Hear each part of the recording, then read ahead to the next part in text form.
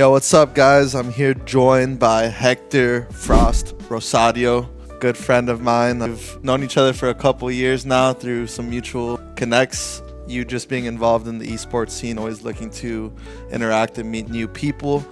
But the way I know him, you know, one of the GOATs of coaching in esports. He had his own org, analyst, stats guy. He's able to kind of bring all this together to make some very successful teams wherever you go, honestly. Appreciate it. Yeah, bro. I've known you for way more than a couple of years, though. What's a couple of years? Like 5, 6 years? No, a couple's 2. A few is 3. All right. You know what I mean? Many years. The time goes by so It's for fast. sure before the pandemic, right? For sure. Yeah, it had to be. Way before the pandemic. Like, Actually, way as in, like, maybe no, a couple like years just before the pandemic. Yeah? It had to be like, we probably met like 2019, 2020. Time just moves fast, bro. What's like 5 years to me these days feels like 2 or 3. I know. And it just moves. Everything by. becomes a blur because of the pandemic. Because we literally deleted 2 years out of all of our lives. Yeah. And then so much changed. It was a great time for gaming, though. Yeah, I mean, it's what created the esports winter, actually, that we're dealing with now, because everybody thought that money would stay forever. Yeah, it was just booming during that COVID era. Yeah. There was nothing else to do. Everyone was investing in the only thing that people were really doing at the time. And like even the advertisers and companies were going traditional, that were going traditional. They basically always put their advertising dollars on TV, and then it was like, wait a minute, like, there's pandemic, there's no live sports, there's no, because that's the fucked up part.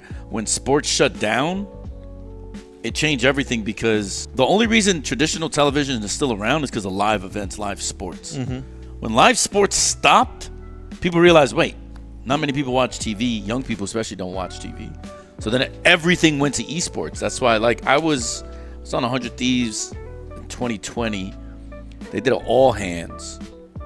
And I remember they basically were like, they made $20 million in partnerships that year. And what's crazy to me about the number was just like, the most Flipside had ever made was like 650,000. They were like at or around like 20 times what we made.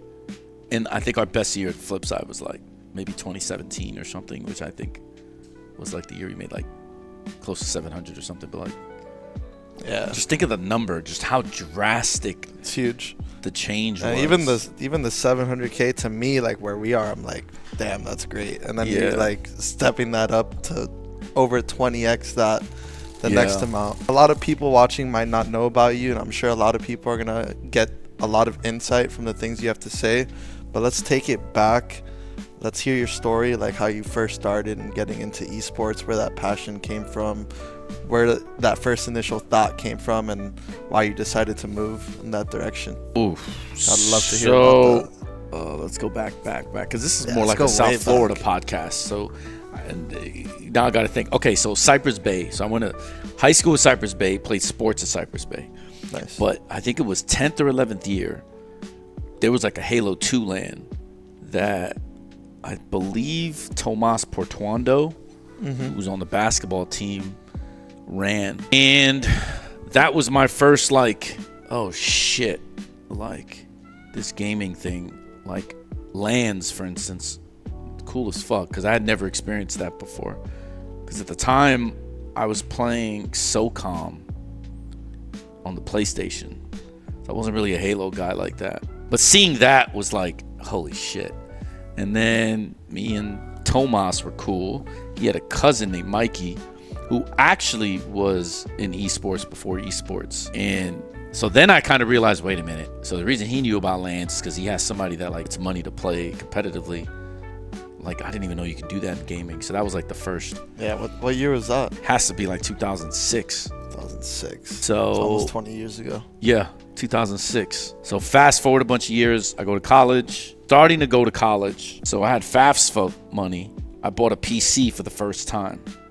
I played StarCraft. I bought it for StarCraft because same friend group, Mikey, Tom, were like, bro, you got to get StarCraft 2. Shit is good. I trusted Mikey's judgment. StarCraft 2, I fell in love with. I'm skipping a lot of my like real life things that happened because, you know, I had lost a scholarship and it's just so a whole bunch of things got crazy from there. But the gaming part was that. So then I start cracking out StarCraft 2. So this is like 0809. This is like when Wings of Liberty came out, literally that September. I'm pretty sure it was a September. So then I start playing Han. That changed everything. Heroes of New Earth. Yes. So when Heroes of New Earth happened, it was, I don't know, maybe a few months from that point. But then I start like actually picking the game up pretty quickly. And then, you know, I'm like, I think at the time, I think 2K MMR, I don't remember what the MMR was, because I remember how I learned the game was by just playing and then like, you know, watching YouTube stuff. The funny thing about that was eventually I got to a point where I got good, and then I started like, you could pay to reset your MMR. I don't know if you remember. Nah, I didn't play Han. So you used to pay. So I paid $10 to go, okay, I think I'm good now.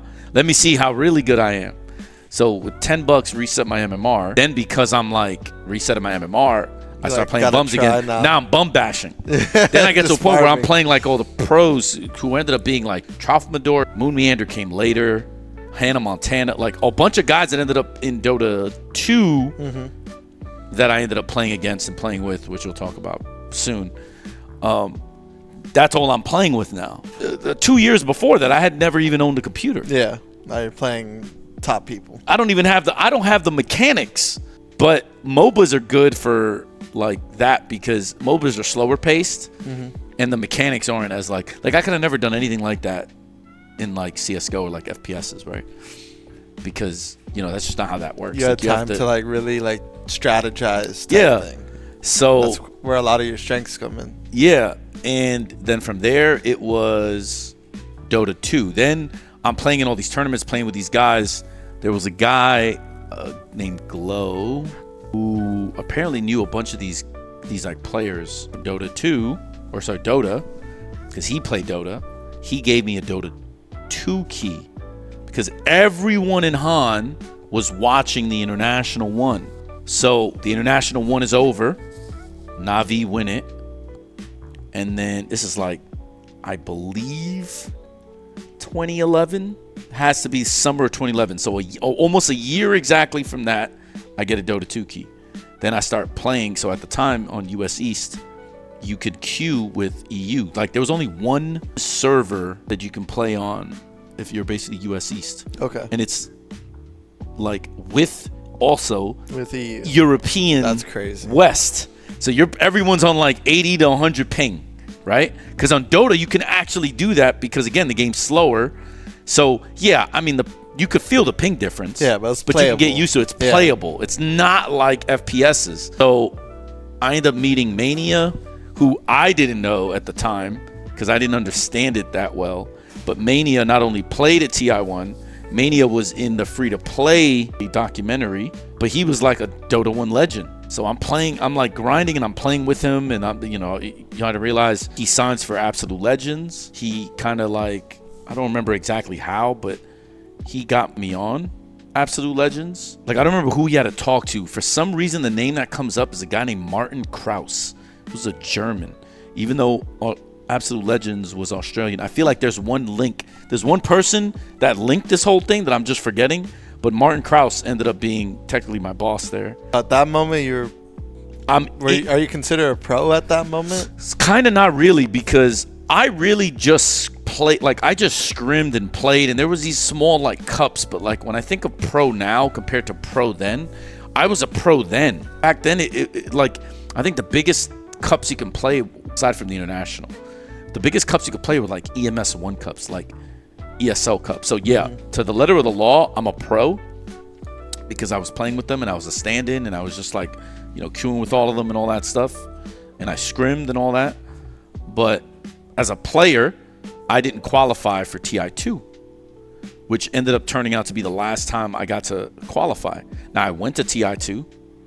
I went to TI2 as part of Absolute Legends because they didn't make it. They sent someone to go there. Like a lot of orgs do that now, like in Valorant, for instance. If you don't make champs, every org sends like a content creator or a player or like people to represent the org. So like sometimes, like I was on broadcast this year for TALON after champs, like when we got eliminated, I think I did the pretty sure it was the Instagram live or TikTok. It was like I think it was TikTok. It was like the TikTok live stream. So I was with like a bunch of the analysts and like commentators that like are current, and I was just like there with them analyzing the game. So people did that back then. So Absolute Legends sent me to be like the guy, the representative, because it was cheaper for them because I'm already in America. So I got the credentials and everything from them. Then they owed us a bunch of money. Like I fast forward, I'll skip steps because at that time they had Musica, Bleak, a bunch of other guys. One of the owners Beyond the Summit, Gods, BTS, was the manager of that Absolute Legends roster. Yeah, so Mania wasn't even part of the team yet. That's what happened. I was introduced to Martin from Mania and Samo, who was like a friend of Mania's. And then Martin just ran the org and made the intro, and that's how that whole thing happened. I remember. Then they ended up signing. So then the Australians, which was the team that I just mentioned, they were no longer part of the org. So then they picked up Mania's roster. So it just so happened for me, I was like right place, right time. Then they owed us money. Halfway through that year going to TI3, Flipside was made because we started our own org. So what people don't know is like Flipside Tactics was like Mania, Miguel, Dierickx, me, Samo, I think Freezer too, if I remember correctly. He was a Russian player. We just started our own org. So you guys essentially left this org? Yeah, started our own org. And you're like, and then I get replaced for Sexy Bambo. He became a free agent and he was a better offlaner. It just happened that way.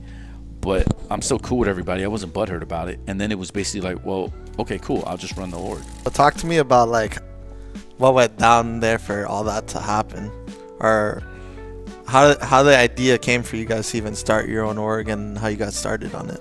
Because finding an org was hard. It was harder at the time for sure. We were owed money, so we were basically butthurt about the fact that like people owed us money. So we just said, fuck it, we could just do it ourselves, right? What are they actually doing for us? Like if we make TI, Valve pays for everything. If we're playing at these EMS1 Cups and like these ESL events, they pay for travel. What are we doing, basically? So yeah, the conversation was like, yeah, I mean, if you want to stay around and if you want to run the team, yeah, let's just do it. That was basically Mania and Samo's thing. Like, yeah, bro, let's do it. So then we started having problems. So like we were doing that until we can find a big org, right? Close to TI. This was like the TI3 qualifiers. We made a deep run. We ended up playing against Quantic Gaming, which was at the time Sakshka and Seb. Seb is on Red Bull. He won like 2 TIs in a row with OG. Seb, right? This is like way back in the day. They ended up beating us. We were like the finalist. Like it was so troll what happened. We lost 3-1, I think. If I remember correctly, we lost 3-1. It was sad. Everybody was frustrated, whatever, cool. But then they were like, all right, well, you know, we're kind of playing for no money anymore, blah, blah, blah, blah. That was when I decided to just pay the salaries myself. It was like, because I was working at the time. Like, yeah, how much you guys need? I think at the time it was like $500 a player. Well, I'm still spending just thinking about $2,500 at like in like 2010. $500 a month or per like, player? Yeah, so I was still spending like $2,500 out of my month. Just imagine your paychecks going to this.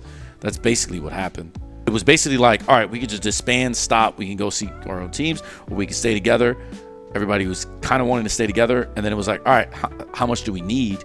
And then when they told me that, I was like, okay. So obviously I was looking for sponsors. I remember hitting up NVIDIA, getting into meetings with NVIDIA and a whole bunch of other shit. My boy Mark, who was at the wedding that I went to last weekend, he was working at Microsoft. So we even like hit up Microsoft to see if we can get sponsorship. Everybody was a no, basically. When I found out what the money was, I was like, fuck it, I'll do it. And then that's basically what happened. Then I did it. Fast forward a little bit of time after the TI3 thing, I have a chance to partner with Team Secret. I'm doing all that player stuff, Flipside stuff. I have a podcast, or not I joined a podcast with people that I had met that did a Dota Insights podcast. We helped. So Cyborg Matt, who's the think he's COO of Team Secret now. Cyborg Matt was a guy that used to like break down patches and shit. He would think he was a programming forensics expert, right? So he would basically just hack Dota and see what's inside the files of Dota to see if they're already injecting like new characters, new animations, all that stuff. Yeah. And he would show it to you. It's kind of like what you see in Valorant now. There's these Chinese videos where like people like show like the character, but not just leaks. They'll show like, oh, the new character agent is named this. These are their abilities, all that stuff, right? So we have that in Valorant now. Yeah. That guy was doing that shit like it looks like a new gun is being added. Right. So he was doing that way back when. And so he would join my podcast. So I became cool with him from there because he kind of blew up low key. He blew up because of us. Because like we were doing the podcast and the podcast was getting like a little bit of notoriety, and his views on his stuff started getting, he's getting some traction. Yeah. And like this was way before I had any understanding of social media and all that stuff. We, Flipside, could have joined with Team Secret. When I had a conversation with Matt about it, it was basically like $250,000 in cash is what they needed. They felt like they can go all the way to TI off $250,000 cash, split amongst the players, and then we can split the TI money. So I knew people. There was a football player on the Cleveland Browns. It was in 2014 that I was in kind of the thing with in a certain friend group. And then I was legitimately in conversations for investment back then with a dude. It was for $250K for what inevitably became Team Secret. That didn't work out. Unfortunately, obviously Team Secret became its own thing. Flipside competed against them. That was a missed opportunity because if you think of how successful Team Secret has been and Flipside, if you would have just merged us together, we would have been fucking massive. It would have been so massive in so many titles. But it was just unlucky, and me and Cyborg Matt still friends. After 100 Thieves, I ended up being GM there at Team Secret for a while. So I struck out there. Then our team is now cracked because I believe we got Seb. So the team so Quantic, the best players from there and the best players on Flipside joined together. So now I was like, okay, I'm chilling. Now we have a better team now. We're going to do it. All of a sudden, it gets pulled from me. I blame Seb on that one. I think he obviously made a huge fucking mistake. There was a guy. Now, this guy's name I don't mind saying because fuck this guy. His name was Frank Botbull. He was a CEO of like HR Access. It was like this like, it was for the medical industry, and it was something very specific that they did, which is why that company was big. He was CEO of it. He's some French guy.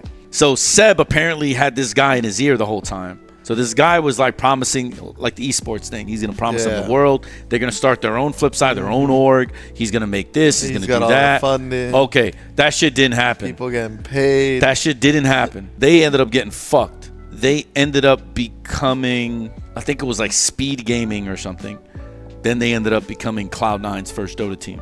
A Flipside iteration ended up being Cloud9. So then as that's all happening, I realized, wait, if Mania and all these guys left, I have the org by myself. So now it's truly my org. They left for more money. So now I'm sitting on an org with nothing to do. So then I did what I was known to do. So then I had to decide whether I was going to go back to playing and build a team or whether I would run a team. And this is when I ended up finding other North American Dota 2 players that like Jenkins, for instance. He's a big analyst in Dota now. He's like one of the more popular ones. He has like all these guides for Dota. Yeah. He was on that team. Then I went even crazier. At TI's, I caught wind of Counter-Strike because they started adding pendants for Dota.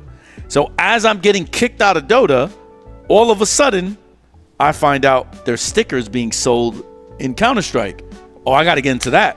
Remember, I was already paying $2,500 a month in Dota. Yeah. So it's not like, so yeah, I just gained $2,500, I guess, by not having to spend it. But I was like, well, I'm already doing it. I might as well continue. That's when I picked up the Blade, Simple, Markelov CS roster. Sheesh, dude. So then I took another gamble, and it was CS. Then the sticker money came out, and then we didn't fuck our players over. We gave them half of the stickers. Our players, so like Simple and that whole roster, everyone else was getting like 10% stickers. We gave them like 50. So we like created the thing where like players were like, wait, why are you still at Flipside? Well, it's because we get like half of the sticker money. They were like, oh. So yeah, we were paying lower salaries. So how does that work? So basically every time you make a major, you get a percentage of the sticker money. So they'd make a sticker of your team's logo. Yeah, so you had to submit inside Steam. So we had to make a whole new Steam account. And inside you had to go, it was like you had to build a workshop map. So you had to build a workshop map, but it's not a map. You had to build like a file in a workshop thing that they tell you to look up. And then you had to build your logo. Or, sorry, not build your logo. You had to build your sticker.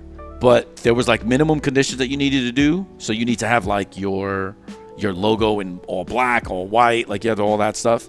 And you had to submit it. And then you got to submit like a version of the sticker you want. And if Valve approved it and accepted it, that's the version they got. If they didn't, they'll just make you one. Okay. So for all the flip sides, Valve made it basically. They basically were like, fuck you guys, you suck. We'll just make it for you. Basically. There were 2 rounds of sales. The first one is like when they open it. Well, technically, I don't remember if capsules came out first. I think the first few were just stickers, right? And then once the major's over, they do like a 50% off or 80% off or something. Believe it or not, most of the sales came from the 80% off time, right? So then everyone started to buy it, and then so we made money, and we made I think most of the majors we made 6 figures. So you go from spending $2,500 a month. That's the first time you're like starting to make some money from gaming. So then it was like, wait a minute, what the fuck is this? So then we took that money, we paid the players more money. I remember we had to raise salaries after the first one. So I think it went from $500 a player to like $1,500 a player. Then like the rest of that money, that's when I signed a Rocket League team, right? Then we, got into the FGC. Then we did a whole bunch of shit. And then pretty much that's the flip side story. There's obviously so many other things, but like that's kind of like how things. Made a team with a bunch of homies, part of the team. Yeah. Competed in your favorite game that you love. Yep. People kind of went their own ways. Yep. Found other opportunities. You were here like, all right, got to figure out what I want to do, what I love, and you just kept going. That's it. And kind of got lucky with the sticker money thing. Definitely got lucky signing Blade, but I did kind of fuck up because Hiko's Cloud9 roster. Mm-hmm. Funny, Cloud9 again. Hiko's Cloud9 has been shitting on me my whole career because they took the WWE from us in investment. Oh. So it was like a whole bunch of other shit. But my partner Dana had cool relationships with Hiko and some of these other guys, and I didn't sign them. That became the biggest North American team in CS history. I thought you did sign Hiko at some point. Yeah. Later. But like it's the point that like I still chose performance. I chose simple Blade Markelov, and I don't regret it because I learned way more. Because I don't think I would have learned. For instance, I'm not sure I would have been successful in Valorant had it not been for Blade. If I would have signed Hiko and Sean Garrett and all those other guys instead, let's say we actually put the money there, I'm not sure I would have learned enough from them to do what I've done in Valorant, for instance. What were some of those key things that you learned that kind of carried you through? Well, like the biggest one was I basically learned CS from Markelov and Blade, who are literally 2 goats of the game. One is the best coach of all time. I mean, you can make an argument for Zonic, but not really. Everyone knows Blade's the best coach of all time. And then CS 1.6 best player ever, Markelov. Like the level of game IQ in comparison is like not even close. So like I just learned tactical FPS theory from those guys. Because remember, I played Dota and StarCraft and Han. I never played CS, bro. That was not my thing, bro. I played SOCOM on console. That was my shooter experience. Every day I'm with Blade. I'm like learning, listening, watching, right? Sure, when they speak Russian and they're in practice, I can't really understand it, but I can still see what's going on. And then afterwards, I can talk to him about it. And Blade was cool because he would always just answer my questions. And then eventually, I just learned enough. And then I built a company called Dierickx, which is the analytics stuff that you're talking about, where me and a German friend, actually, technically 2 Germans were a part of it, but one of them was a friend. We kind of like built this thing where I basically started using all the stuff I learned in football at Cyprus and like other other places afterwards, and started injecting as much of that into CS. So I was trying to like figure out things like not just where people were, but like, you know, how they rotated, how it's just like the same thing with sports, how they moved. Like, what are their tendencies when this happens on this side? What do they do on that side? And all that stuff. And it's kind of hard to track if you're just watching games. You just have to watch so much time. But me, I had an FGC division, a Rocket League division. I had to like minimize the time because I was with all those players too, trying to help them win because I'm paying them money. So I needed something that can kind of like automate a lot of the processes faster. And that's what Dierickx as a program did for me. It was like, I got basically the feedback. It extrapolated all the data and told me, okay, this is normally what they do. Here's the average rotation time here. Yeah. Here's a little window you have. Like, you know, here's what they've done in their last 3 pistols. Okay, they all pretty much ended B. Some of them started A. Some of them did this, but they ended B. And they ended B around this time. So I had an idea like, okay, no matter what they do, Blade, here's what they're probably going to end up doing. They're probably going to transition. They're probably going to be around this point at this time. And even if they're not going to plant the bomb, there's definitely going to be a lurk there expecting it to be a fake. So he's going to fake it. So you have to know, you know, blah, blah, blah. And that's what Dierickx did. But Dierickx could only have been made if I had the game knowledge. And I got the game knowledge directly from Markaloff and Blade. And then years of that, because I had that roster. I mean, we were together almost 5 years. So, wow. Like every day I'm learning, I'm picking up tactical FPS theory. I'm not even playing the game. I'm just watching other teams. I'm watching my team, and I'm watching majors and all these other tournaments. And that's how I developed the acumen. And then probably like 3 years, I'm talking about it's like almost 2018. Then I started playing it hardcore. So I wasn't interested in it before. So then I started playing it with, I don't know if you got to meet him, Andres from here. So Andres Villa. So he's currently as a programmer, I think, for Amazon. He's a homie. He's from down here. Nice. He's at FIU. By the way, you know how I met this kid?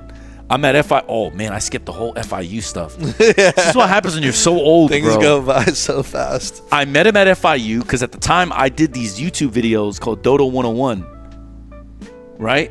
This is when I'm playing. Dodo 101. Dodo 101. So I go over like drafting, like all this stuff. Drafting, lanes, like all the tips and tricks, right? As many tips and tricks as I found, I like told it to people. He recognizes me walking to like class.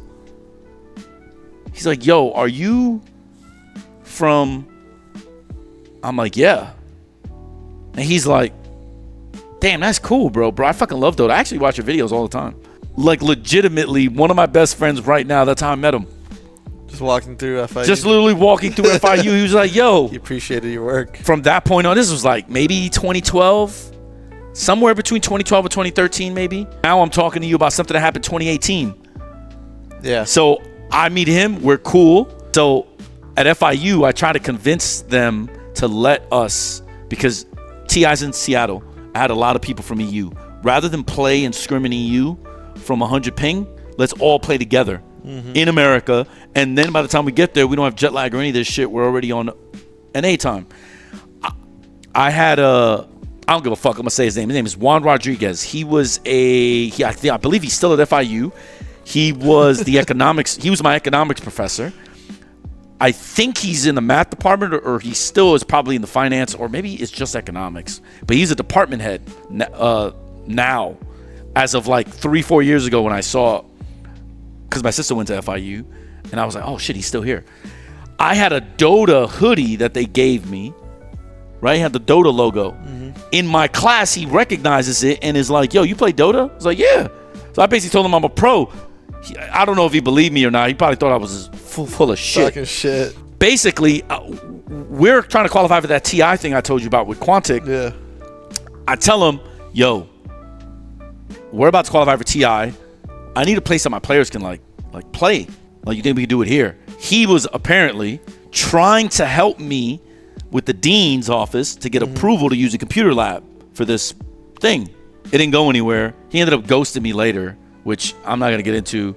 I don't even harbor the resentment, but the reason I'm okay with bringing his name up is because of how many people in South Florida could have actually made a difference and helped us and they just completely avoided it and said, fuck you. So this is FIU, this is Juan Rodriguez. He just ghosted. So we go to TI, we do everything or whatever, blah, blah, blah. Like, we don't make, I'm not saying we would have won or even qualified if, but it was legitimately like a thing, right? Pipe Andres sees me in that, like, just like a year later from that time period, or within that next year, he sees me in a hallway and basically is like, boom, or no, sorry, in the library. I was in the library, actually macking it to some girl, and he interrupts. It's so funny. He interrupts. He's one of my best friends. So I end up, now fast forward, since I skipped that, I end up now playing, or not playing, but like, now that I feel like I know a lot of CS, now I'm just playing it in my leisure time, applying some of the techniques. Because before it's like the overhead, like you're learning the game, the map, and you're like learning about the strategy, right? Then it's like, okay, how can I help more? And then it's like applying new techniques, things that you can think about. Yeah. Right? So one thing I did help with was the Mag 7 on Cobble for drop being, I think, broken. Well, I learned that by playing it. Sure, admittedly started in low ranks. But then the higher ranks, I was like, bro, this shit is free. I'm getting kills all over the place. So Bondic on my CSGO team ended up using this tactic on drop. And it kind of was really strong. And, players on VP in Europe and, like other players started to realize that too, that it was really strong. So it was like, that's like a contribution I made to my own team of just like, now I'm beginning to play the game, right? And I'm playing it with Andres, right? Pipe, who has a friend, Jonathan from South Florida, Shark Attack. What's up, Jonathan? I don't think you're ever gonna watch this, but if you do, bro, he lives like right down here too. He lives in Kendall. These people grew up here, by the way. So anyways, the point is, I'm not playing with them almost every day on my leisure time. Mm-hmm. So I make it to global, right? Like I make it to the highest rank. Right now, it's just ranked. But I go from never playing it to then learning from Blade and Markelov to then applying it because I'm seeing the mechanics every day. Yeah, I'm you learn the whole game backwards. Right. So then I can make it there. And the moment I make global in CS, it's not that big a deal, but it is a big deal because now I'm beginning to think like, oh shit, now I have, not that I'm a player that I'm ever going to play, but now I can actually help, right? Like, so then I start like IGLing our little squad and like, using all of our plays and stuff. And I'm just like, bro, this shit is free. So this is how you can do that, right? So then I make it all the way up there. And then this is what I mean by if I sign the Hiko roster, Sean Garrett's roster, I don't think that would have ever happened. But that is how, when Valorant comes out, I am in the beta playing with Spencer, playing with all these people. And this is how I had the confidence or the understanding to do the things that I did. Because I went through all of that for 5 years in a different game. And even though I never played it competitively, I'm around some of the best minds. And then ended up playing enough that I can understand now what the concepts are for. Not just, hey, 2 + 2 = 4. Now I understand like the additive properties. Now I understand the math. Yeah. Not just the logic behind Everything the puzzles. started to click. Yeah.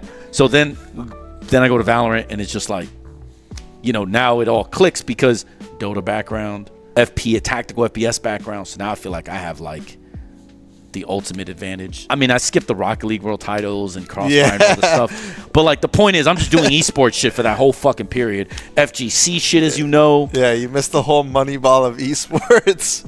But it's basically that. I apply that same, everything I just told you about in CS, I apply that to every game now. So then it was fighting games, built stuff for hitbox, hurtbox, frame data, because Street Fighter V and Capcom were borderline R-word for ridiculous, because they came out with hitbox, hurtbox application with Brady Games, and it was wrong. And they never updated it. So you paid $5 for something that didn't work. This shit Capcom did, bro. So we signed players. So what do? We use the same engineers with Dierickx, and we said, okay, what's the hitbox, hurtbox data? Blah, blah, blah, blah. Gave our players, especially Alucard at the time, an advantage. Rocket League did the same shit. I wrote a fucking book on Rocket League because the way we were playing against these teams were simply like abusing boost pads, finding player tendencies where they don't shoot well from.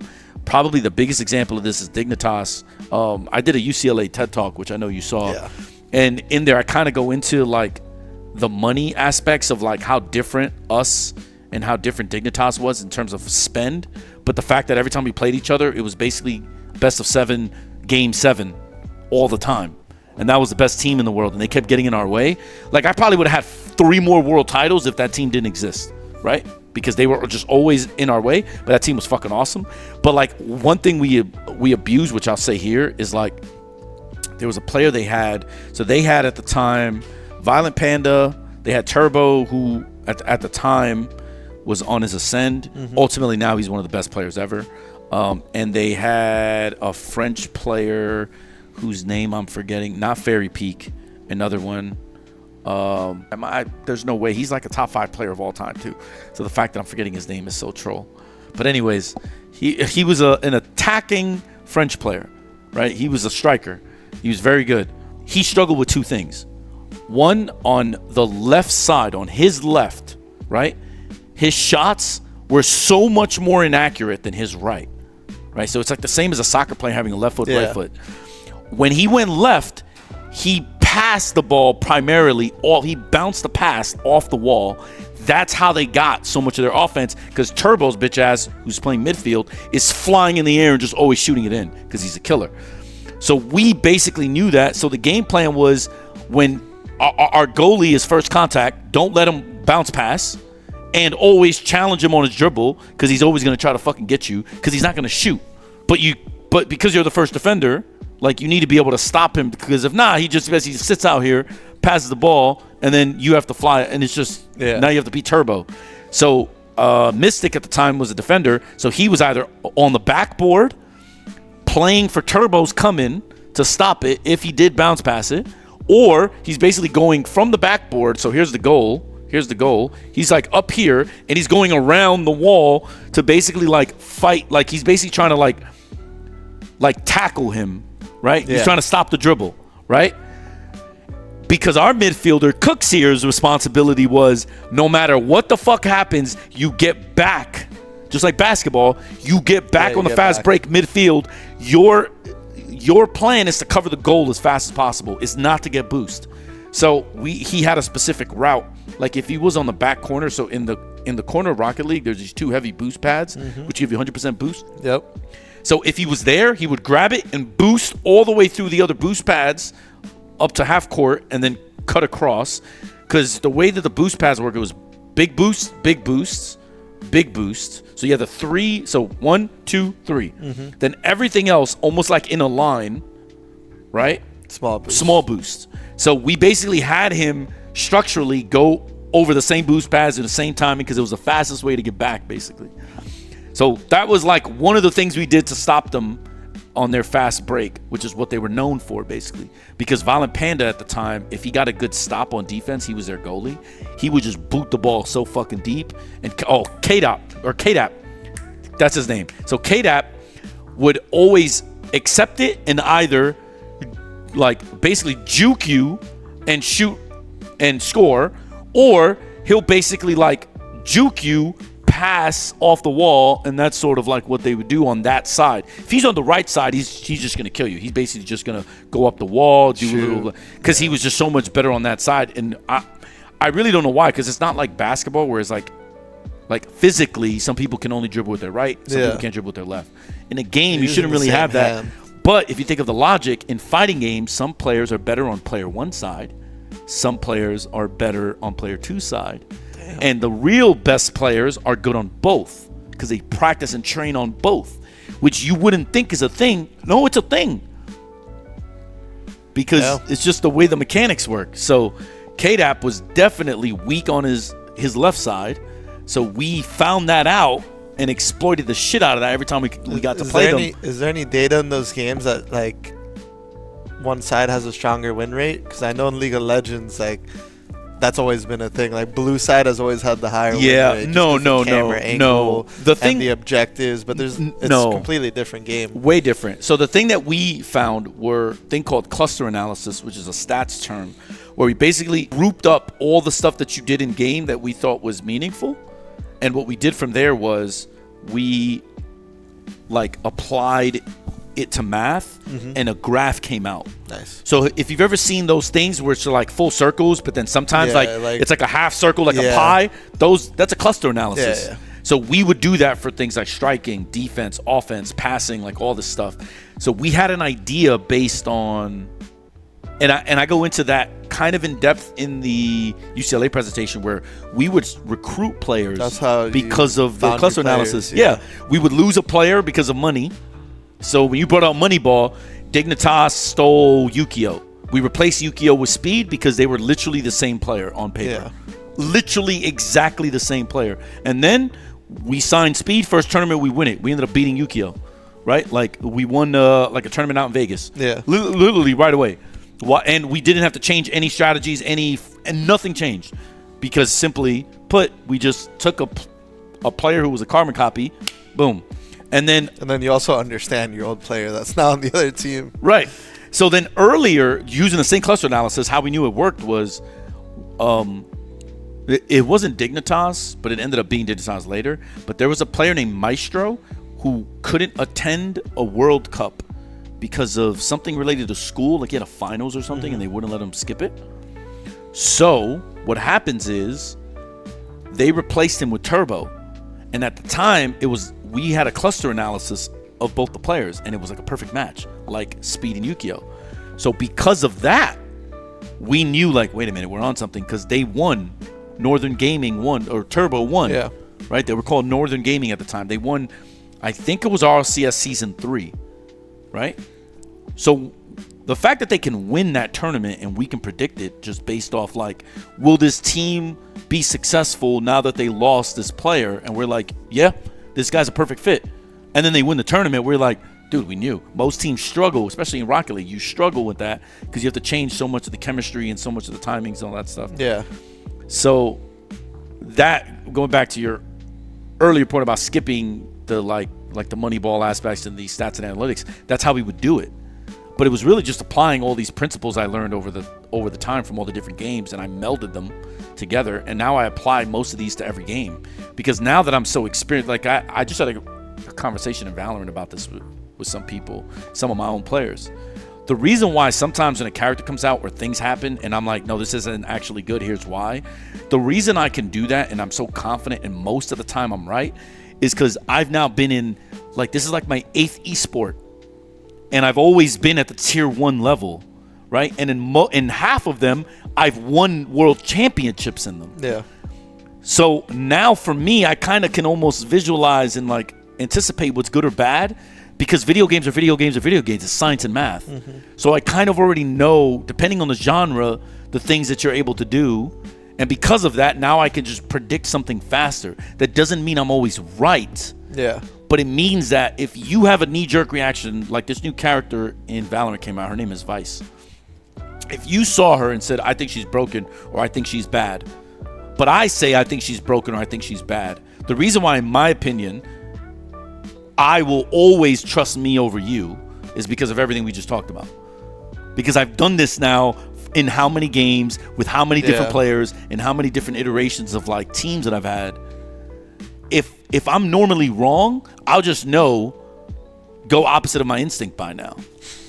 But if I'm normally correct about this in the long term, I've now seen it over a decade. Now I'm just like, yeah, anytime somebody tells me something and it has to be a knee-jerk reaction out of me, I'm always going to trust my gut, because no one else I know in gaming has this level of expertise in all these different titles. But that's how, in like Valorant early, I'm started making these calls about characters like Viper and her usage on maps. I'm like, so many meta shifts and meta changes. I was basically right on all of them except for one, Jet. I was so wrong about Jet. You don't even understand how wrong I was. What did you think about Jet? I thought she was ass. I thought she created bad habits, and I thought she was crazy overrated. Totally incorrect. But like, that's one where like I now know I was way off on this one, right? But if you think about like the, you know, from Harbor Viper to Viper early to Sky to all these things, I was right about most of these things. And it's only because I can tell by the game and things that are going on more quickly than most. Yeah. Because of the experience factor. You're able to analyze it and break it down and understand like the opportunities, the weaknesses. Right. And then now I have the mechanics to test it myself. Yeah, you're a big tester. Yeah. Always in the lab. Yeah, so then I can Always in the lab. but I would never have been able to do that if I didn't learn CSGO and then play it and see if I can get good enough to play it. And once I did that, I realized I could probably do anything. Same thing with fighting games. I never played fighting games in my life, bro. We signed Alucard. I'm having Alucard teach me so that I could eventually help him. And then you saw me, I made it to Daigo in a pool finals at a Red Bull. I talk about it all the time, actually, that like what I talk about with people all the time is something with ROK is like it's so much easier if you just pick one thing and you stick with it. Yeah. And you learn everything about it, and that's all you do. And that's what a lot of people do. It gets so much more challenging once you start like getting into different games, different titles, trying to get that demographic in here, trying to get that reach in here, and then trying to not only get momentum, but to keep things rolling for it. Because, for example, here it's like we don't specialize in just Valorant. We do Valorant LANs, and they've been growing, but then we do a Call of Duty LAN, then we do a Smash LAN, then we're like planning an Overwatch LAN, and we got Fortnite, and we got all these different games. So it's like, yeah, there's some people that they just do Call of Duty LANs, and it's so much easier to just focus on that, have 100% on that, and go full force and grow it. It's easier to grow it faster. But how difficult must it have been to like get into all these different games and perform at all of them and start building an understanding for all of them, because they all work completely different, all completely different mentalities, people, culture. In hindsight, I can tell you how hard it was. At the time, my ego was like, this shit is free. I can do this. Because no, but it's not like before anything I come in and I'm like, oh, I can do this. Yeah. It's once I'm there and I start thinking and like applying the things I learned from Real Sports or Dota or CSGO. Once I start applying that, I'm already so far ahead of most people. Because I bring back Valorant. The reason why I knew Raze was broken early, not Reyna, the reason I knew Viper was going to be good and all this stuff was just because of all that shit I mentioned. And then I get to apply it and I'm like, wait, we're shitting on these people because of this. And it's like, well, how the fuck was that? How did I know? And at the time it was, I just applied like a certain amount of principles, like almost like I have my own meta for how to get into new games. Like Deadlock is the newest one for me. That's like the biggest fix, right? Oh yeah. And again, bro, when I tell you, so by the way, there's a thing now where they found out there's something you can do in Deadlock, which is kind of broken, which is you push out a lane, you freeze a lane, and one of the players on this lane rotate to the other lane. You get 100% experience for both lanes, and really? The uptime is every wave. So imagine if you got the same experience from mid lane and safe lane at the same time. So the XP doesn't split the more people that are... Right, so they're going to have to fix this and change this.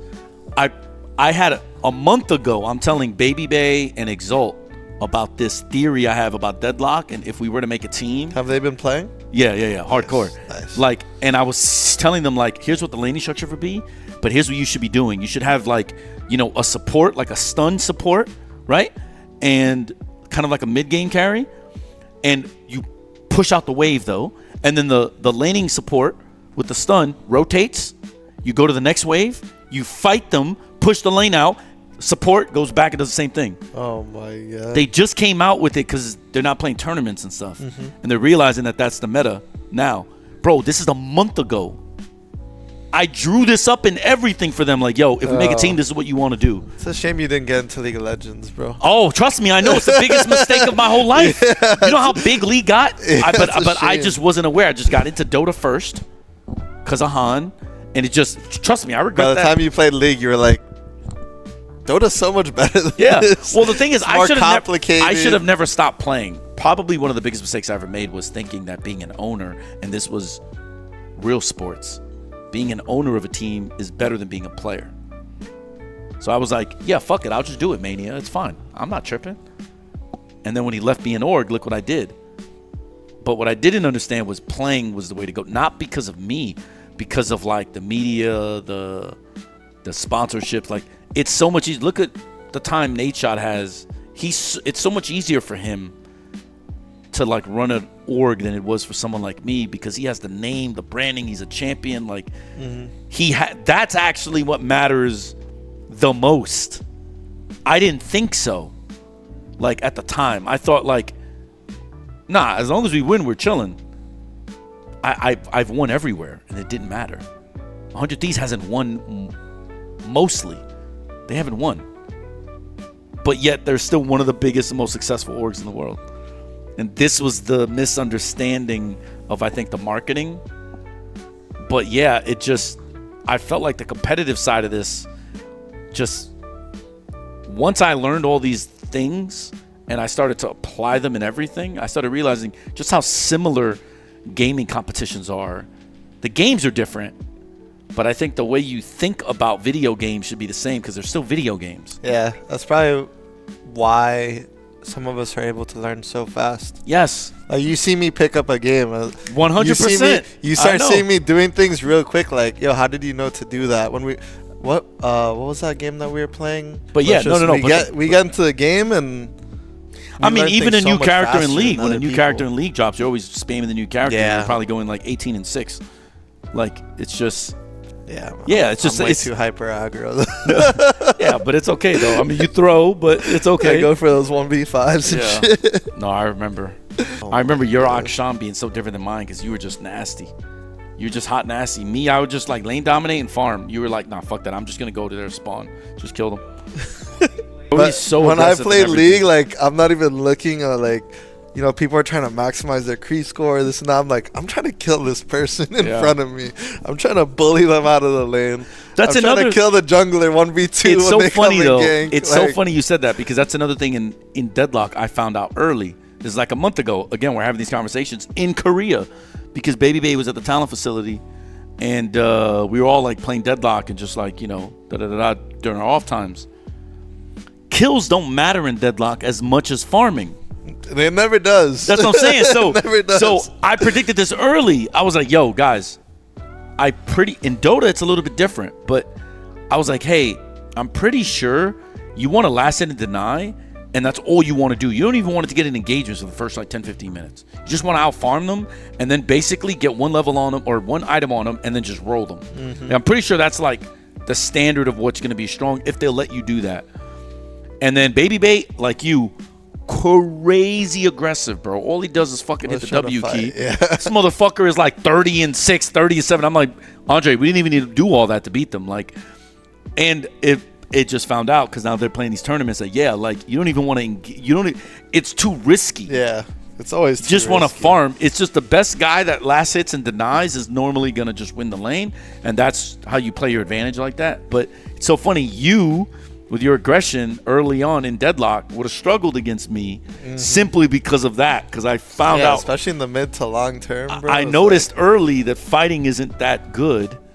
Like, you might just want to prioritize farming, and your bitch ass would have never done that. You'd have been like, nope, you're gonna try to get the 30 kills. Especially because I come from like World of Warcraft PvP, and then before, I mean, League was a big part of my life, but before League was World of Warcraft, and then it was Call of Duty, and before that was Halo 2 and Halo 3. Yeah. So I was always like, I like fighting people. I like playing versus people and battling them and seeing who's better and getting outplays and predictions and this and that. So when I get into these PvE scenarios where, you know, you got to fight minions and monsters, like the only thing I'm craving is like that real fight, that real interaction versus the actual player. Right. And that's kind of what always like has kept me like so aggressive in these games. You would have loved fighting games though if you grew up with them. Never got into fighting games. If you grew up with them, you would have. Yeah, because based on the things I like, it's just like I like sitting there. I like playing against someone and getting better and just outskilling them, outpacing them, getting quicker, learning from people that are just whooping my ass. Like when I played WoW, I'd just go outside the city and I'll just duel people all day. I'll just duel them 1v1. When we played New World, just going outside of the city, dueling. And then I remember that. Going into the arenas, like I play video games to play against real people, to play with my friends against real people. But I've never been the person that just sits back and enjoys the solo player game. doing all the side quests and enjoying like the aesthetic and stuff like that never has been me. I always grew up, I would play a solo player game, I'll get bored. I just want to hop back onto a more competitive game where I could play against real people, I could learn something. I didn't feel like you understand the strategy and you can just do it, because things are just always changing. Every player has a different style and there's always something to adapt. I like that quick adaptation. You and me are the same there, though. We have the same itch, because like I prefer that over multiplayer games over single player games. I enjoy like competing against other people.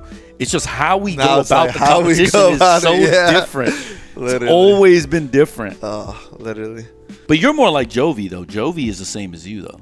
Jovi is like, hold up, like everything has to be fast, quick action. Like, it doesn't mean that like you and him are like one-to-one on everything like that, but your play style is more comparable to his, because he's the same. Me and that guy are so different when we play games. Yeah. Way different. I'm curious to see what he or you would be like on Deadlock, but it's just... Hey, we about to get the squad together after this. Yeah, for sure. After this. So talk to me. You transitioned into Valorant around... You started Valorant around 2020? Yeah. And you've had so many opportunities come your way in just the last couple of years with Valorant. You started off 100 Thieves was kind of your first rodeo in Valorant. Where did you go immediately after 100 Thieves and that opportunity? Ooh, so what's funny is I thought I was going to work with Riot on the gaming side. That's what it was. And twice, you didn't know about this one after 100 Thieves. You knew about the one that happened before Furia. So I thought I was going to work with Riot. Let's just say someone at Riot wanted me to like apply for something because they thought that I could be very useful in this and help them. Because at the time on 100 Thieves, I helped them with so many rule changes. Competition, yeah. Like so many things that are in Valorant now. I mean, did the same thing in Rocket League. Like the reason why people are using heavy or strong processors on PCs and tournaments, and the reason why 240 hertz monitors and then 360 hertz monitors after that was because of flip side. But that's a conversation for a different day. But with Riot, it was like coaching, like timeout changes. It was in-game stuff. All the exploit lists from different regions being individualized rather than just one standard.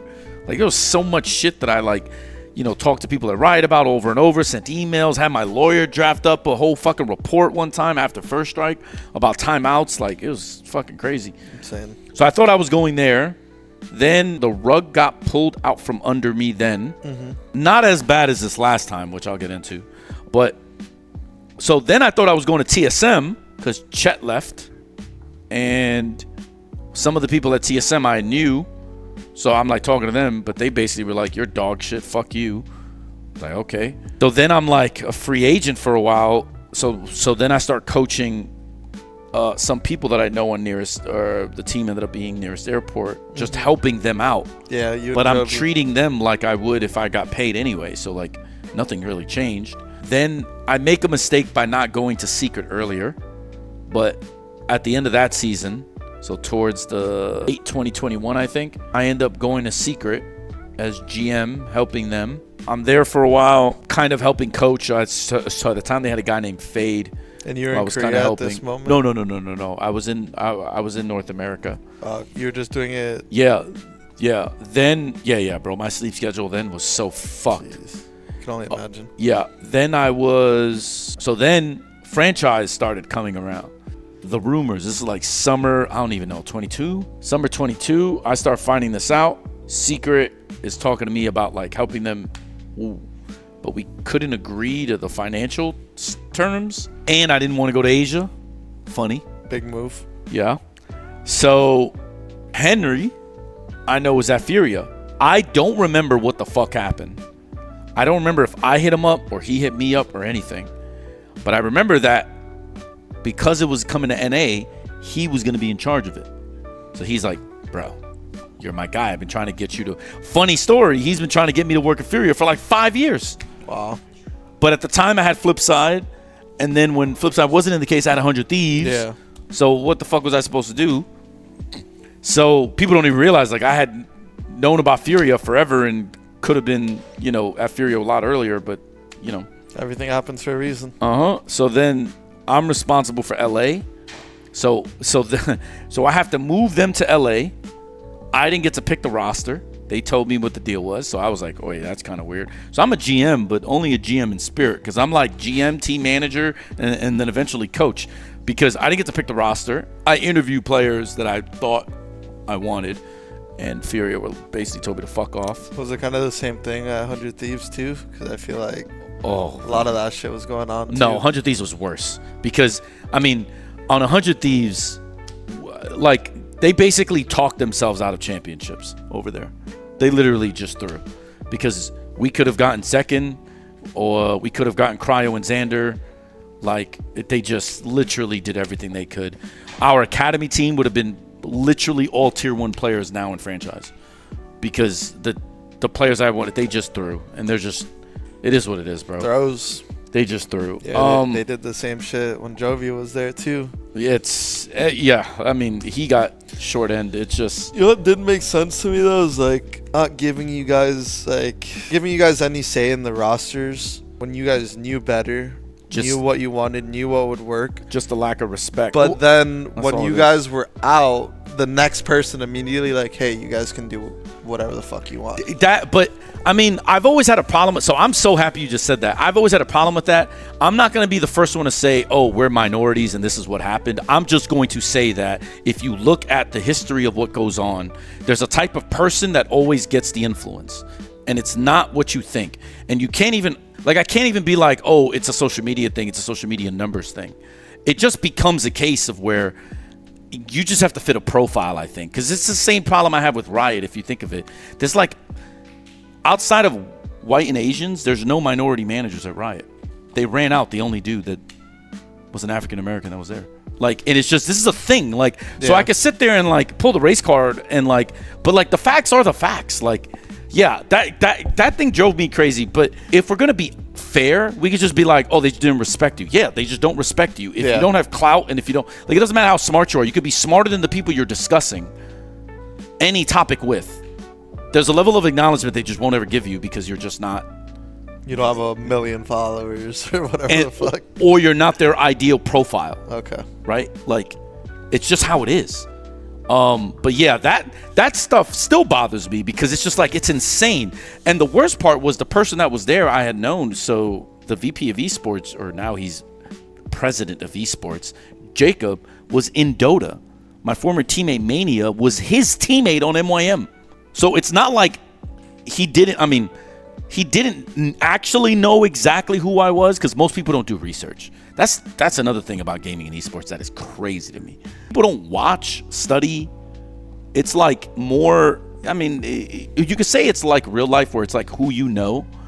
But if you think of like actual sports, every GM has to know, or in theory, they have to know like coaches, scouts, players, bench players, starting players, specific positional players, you know, like in the NFL, like special teams, offense, defense. You have to know these things. In gaming and esports, that's like, huh? Most of these guys have no idea. Can't just pick the best. That's all they do. But that's the thing. That's their MO. I know, most of these guys, that's all they do is just sign checks. Right now? Do we have budget? It's insane, bro. It's insane. But that's also why I've always had an advantage over these people. Because of not just the stuff we mentioned earlier, but also the fact that I know this. I know that if I want to be successful here, I need to study this thing. I need to know about this thing. Right? Like we were just talking about it with Riku over here. Like, if I really wanted to learn Smash, I'm going to talk to Hoover and Riku, spend time with them, shadow them, learn as much as I can from them, then end up playing it, then end up talking to the players. And then maybe later I disagree with them. But in order for me to disagree with them first, I'm going to do all those other steps. Yeah. Right? And it's like most people just don't do that. They just think, oh, yeah, I'm just better, smarter. And then the thing I think is weird, at least about the people's perception of me, is I think they think I'm egotistical and arrogant because of I'm like a Latin American kid, or, you know, I'm from New York City, or like all this stuff. But if I am that way, it's because of everything we talked about. Do you know how much time I put into this? How many hours I have in all these different games? I know you don't. I'm going to trust me over you because I know you don't. Yeah. You're not that guy. I may not be that guy, but I'm going to give myself the latitude first because I've gone through the gauntlet game after game after game after game after game. I think I have a better handle on this if we are both just shooting darts at a dartboard. I think the hours I've put in, I think I'm going to hit the bullseye faster than you. I might as well just go first. And I think that's like kind of the interesting thing about it is like people in esports have a hard time with me because of that, because they think I'm just some schmuck that just thinks he knows better. It's like, yeah, but why do I think I know better? And then why do you think you know better than me? Explain. How could you? Like, especially when you have people not even playing that game telling you the that's players the worst, or how you should bro. coach, or they're hopping into your practices and trying to coach your team at that is point. Insane, bro. I'm not gonna leak that story, but that shit to me is still like, dude. But the thing is, I would never do that. I've been an owner. I've been a GM. I've been an owner. I've been a player, a coach, analyst. I'm not that guy. I am not gonna do that. Even with everything I talked about here. If I sign a team and I know they're not looking for the feedback or want the feedback and they're doing well, I'm not just gonna just get in there and meddle. Even if I think I can help you. Small example. Let's say we sign a Rocket League team. I have a world title. I'm not gonna interfere. Why? I've been out of the meta for a while. I don't actually know what Rocket League looks now. The game can have changed. Yeah. If I see an area that I can help, I'll bring it up. If they tell me to shut the fuck up, I'm just gonna shut the fuck up and move on. Yeah. Like, it is what it is. A lot of people don't do that, but it's funny that those same people will then criticize me for being an asshole or arrogant or, all this other stuff. And it's just kind of funny, but it's like, how can I not feel that strongly about this, especially over you, when I have been in this industry for as long as I've been, and I know you, and I know you haven't gone through the things I've gone through. Why am I going to give you the latitude over myself if we're both not sure? Like, something has to break a tie. And if you're going to tell me the thing that's going to break the tie is your position or your title, that's just something I never sat with, because even on flip side, Blade had more power than I did and I owned it. I paid him the salary and he would yell at me, tell me what the fuck to do. They put you in that position for a reason, but they're not giving you the trust that you need to run that position. That happens so much though. Furia was different, but Furia was the same. The difference was the stakes for Furia were much lower than 100 Thieves. And to me, I would have rather gotten fired. Bro, if you want to talk about how unprofessional my firing was at 100 Thieves, it's kind of embarrassing in retrospect. But I would have rather been fired because I was wrong about these things than no, I ultimately was right and ego got in the way and that's why I'm fired. Yeah, imagine where they would have been today. It's crazy. It's insane. At Furia, it was more just, I'm not Brazilian, and the Brazilians don't like to not be involved. Like, a lot of these people's dream was to come to America. Then I get hired, and the person that I took the job over stayed in Brazil, completely sabotaged everything she could for as long as she could. Now she's in America. So the Furia problem was just it was a cultural clash. It was, one founder wanted the power to go to Henry. Like, one founder wanted the thing run correctly, and that's just a political game I was never going to win anyway. So, it's just kind of tough. Yeah, it's tough thinking about some of the times that I know you've been through, that Jovi has been through, in regard to just not getting the say that would have made a big difference. Yeah, but part of that also is, this is what happens when you accept a job from other people, and that's, I think, also a personal issue is I've done most of the people's jobs that have hired me before. Yeah. So I'm not your prototypical yes man. Yeah. As a matter of fact, I'm not going to be a yes man, and that has worked against me so severely. It's not like I come into every argument guns blazing either. It's a good I'm not thing, like that. Though. It's a good thing to come in and have, like, hey, I'm going to tell you where you're fucking up. Yeah. I'm going to tell you what's going wrong. I'm going to be blunt about it, but that's how you figure things out. I mean, not talking about things and just letting the problems linger and stack up into more problems isn't helping anything. Right. So you say that, but you know what it does? So I realized this, and if you want to like explain esports to anyone, right? You think of it in one lens, self-preservation, right? So let me explain what you just said. Bro, if we run our wheels the same way, it's not helping anything, right? Okay. They don't care. You know why they don't care? Everyone in esports that I have been around that is at the management level, they only care about keeping things the same or better so that they keep being able to do this for a living and cash a check. Yeah. They also want credit too. Right. It's not about leaving a place better than you found it. It's not about actually doing a good job. It's how can this company stay alive long enough, whether it's burning cash or not, that I can continue doing this for as long as I can, and that I protect myself and I'm insulated from the problem so that I'm never fired. They actually don't care the way you think they do. Yeah, a lot of people kind of see their coworkers as a threat. Bro, it's insane. And I'm not going to say any names, but you and me have a mutual friend that is in esports that this happened to just recently. And it's just kind of funny because I've always said like that I think my biggest problem is when people are around me or they see me, they see their mortality, right? Because of the stuff we talked about earlier. But the truth is, I'm also not the guy that goes into every room and wants all the credit, wants the attention. I've known you a pretty long time. Have I ever like flexed? Name the last time I flexed. I don't know, bro. I don't just come in here like, bro, I'm better than you because I have like an esports career and here's the. That's just not how I behave. That's not how it is.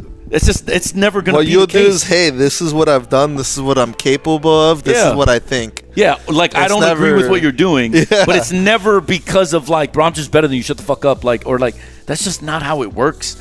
But it's just funny because I think I think in most places I've been, that's not appreciated.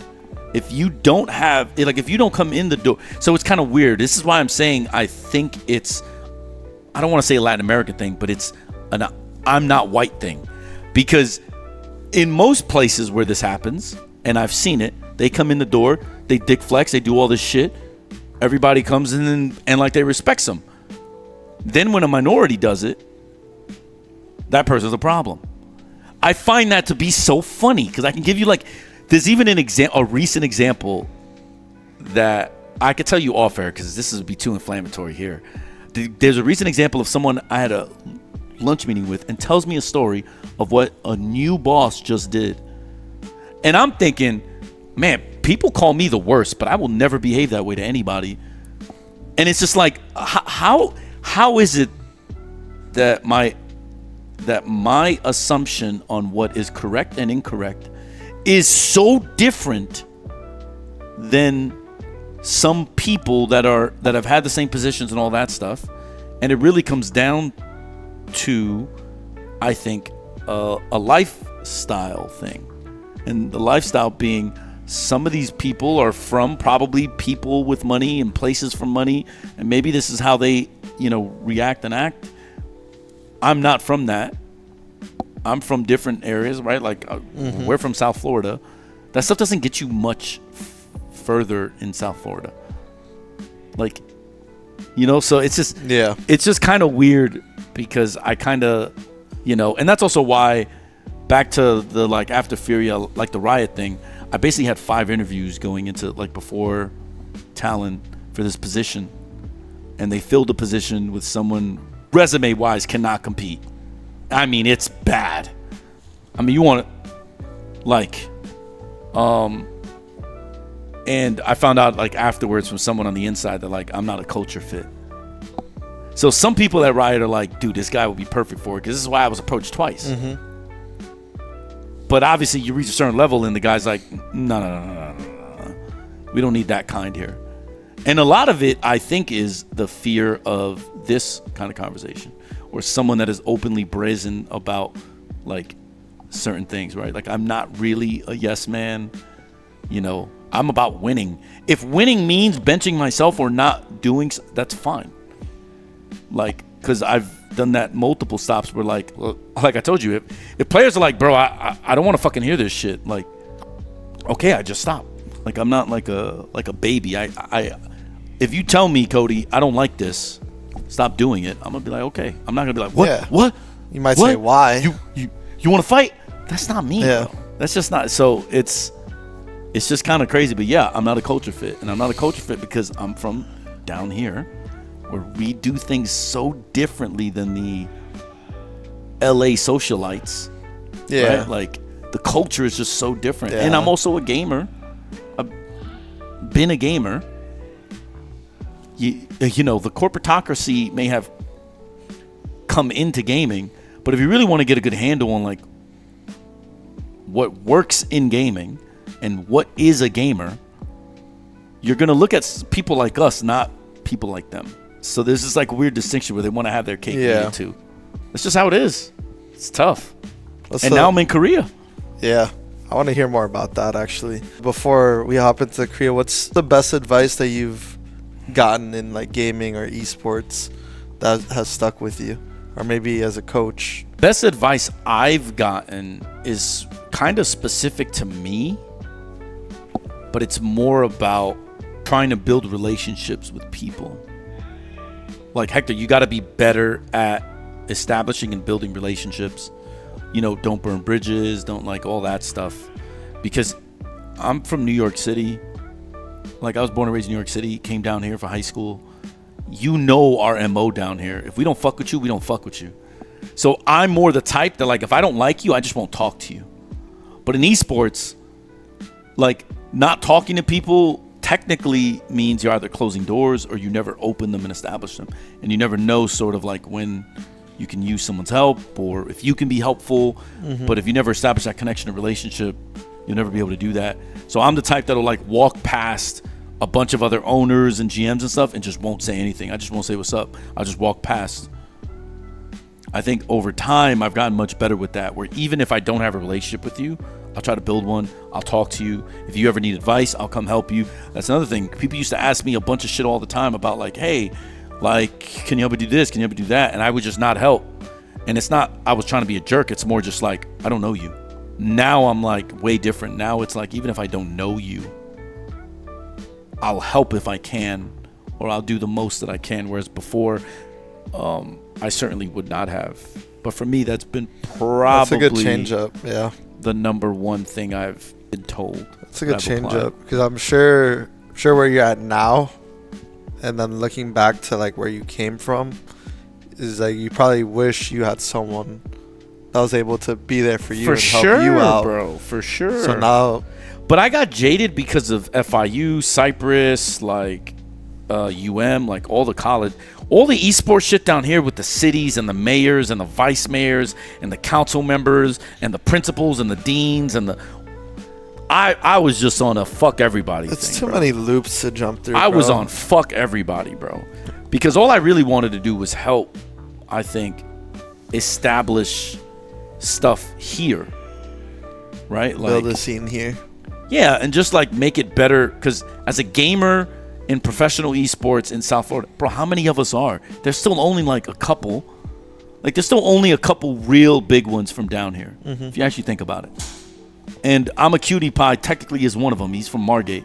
That's crazy. Right? Just think about it. Like, there's maybe 4 or 5 real, like, top guys. I mean, if you expand it to Call of Duty, I'm sorry, I'm talking like, you know, CS, Dota, like I meant like those. If you expand to Call of Duty, there's way more. But or like console, there's way more. But I'm talking like the things that me and Jovi Smash, do. Yeah. There's only a few. So why is that? It's not like the talent isn't in Florida. It's that we don't have the infrastructure, we don't have the information, we don't have the ability to just like do these things. So I was like real. I think it was around the time, I think it was the Miami Heat, when the Miami Heat passed on us for the Misfits, and I realized sort of like what happened there. That's when I really started to try to be more active with the schools, in the cities and in youth enrichment programs, because I realized, like, wait, even Florida people are giving money to non-Florida people to not do things in Florida. Like, what are we doing? Yeah. And that became a thing for me where I'm like, wait, what? So I think around that time where the Heat and then the Marlins, like when they started giving other esports people investments, and I'm like, dude, I'm actually the guy in South Florida. There's no one that has done what I've done in South Florida. Like, what are we talking about? You know, I was like, wait a minute. That got me to basically go F everybody. It kind of put me in a show where I was just like, all right, I'm on the grind. I'm gonna just figure this out myself. I'm just gonna kill everybody. So then it was harder to get me to help you or talk to you or spend time with you, because my mode is just on ta ta ta ta ta ta ta ta. And it's not like I'm talking shit about everybody. It's just I'm only locked into my shit. I don't want to hear nothing from anybody. Like, but then it kind of, like, the older I got, the less opportunities I saw in South Florida, the more I realized, wait a minute. Like I have to help how I can. And then I tried again, and, you know, you saw the stuff with, like, Miami Beach and Miramar and all the stuff. It's always so tough with the cities, the schools, the governments. Cause dude, there's so much red tape, bro. Cypress Bay is here.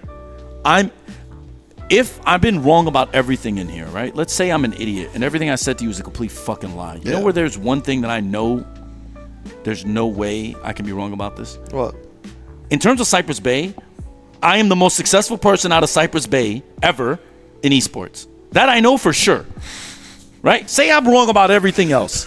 I know this for sure, bro. I went back to my old high school with Andres, by the way, who was on Dierickx helping me, and he was working for IBM at the time.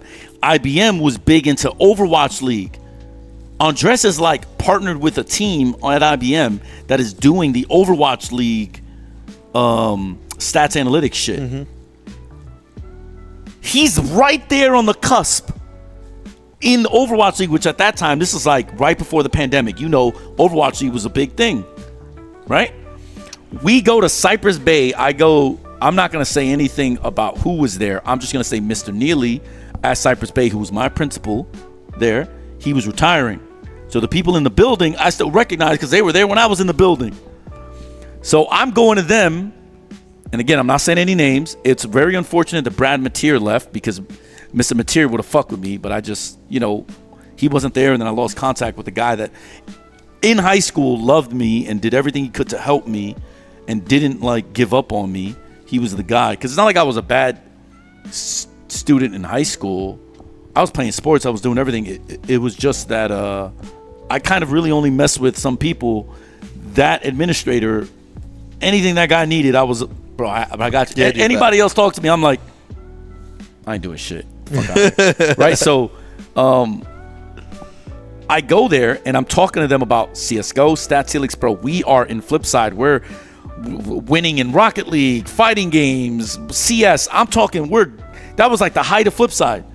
I'm like, look, here's what I'm doing, blah, blah, blah, blah. I built a software, a stats and analytics platform that everyone is using. This is Andres. He's at IBM. IBM is in Overwatch League. You really have like some real people here that can help Cypress Bay in their esports program. You don't have an esports program. When I graduated from Cypress Bay, there wasn't a computer lab. There wasn't any computer programs. Yeah. Right? So, there wasn't any gaming development. Like, there was no gaming programs. Obviously, they had, like, you know, typing. Like, yeah. But learn to type. Yeah. So, I went there with Andres. I pretty much got laughed out of the office. It was FIU all over again. Same shit happened to me at FIU 10 years before, 12 years before. Some shit like that. Right before the pandemic, I'm going to see my former principal. I find out he's no longer there. The person they sit me down with is basically laughing in my face. Like, what are you even talking about, bro? Pandemic hits. You think any of those Cypress kids had any help? You think those Cypress kids had any idea what the fuck was coming? Gaming, esports, any of this bullshit? Cypress Bay has a Rocket League team They have a Valorant team. I am not a part of those programs. Can you imagine? Can you fathom? This is just in our neck of the woods. Forget all the esports conversations we have. Forget all of it. Can you imagine that people in my high school have a Valorant team and a Rocket League team, games I have titles in, and they not only do not have access to me, the school doesn't even acknowledge my existence within esports. Because me and Andres have like gone back and tried to be like, because I'm not trying to go there like, yo, I run this program now. You already know that's not how I roll. I'm like, what you guys need? Like, what you guys need? What you guys need help with? What are the pain points you have right now? What are you doing with your esports team? What are your Valorant team doing? What's your Rocket League team doing? Are they any good? If they're not any good, how are you hosting trials? Do you need me to overlook the teams? Do you need me to help them invite them to the players? Do you need me to like, bro? Can you imagine that? That's crazy. This is South Florida. It's like, bro, we're struggling because we don't have, people like me. Many years ago, I told you this. People like me have to leave. That's why, I went to LA. I have to leave. I can't even stay in my own home. I can't stay around my parents to pursue a career in this. And now I'm not respected enough that these motherfuckers ship me to Korea, to one of the worst teams in Pacific. Joke's on them, because now we're no longer the worst team in Pacific.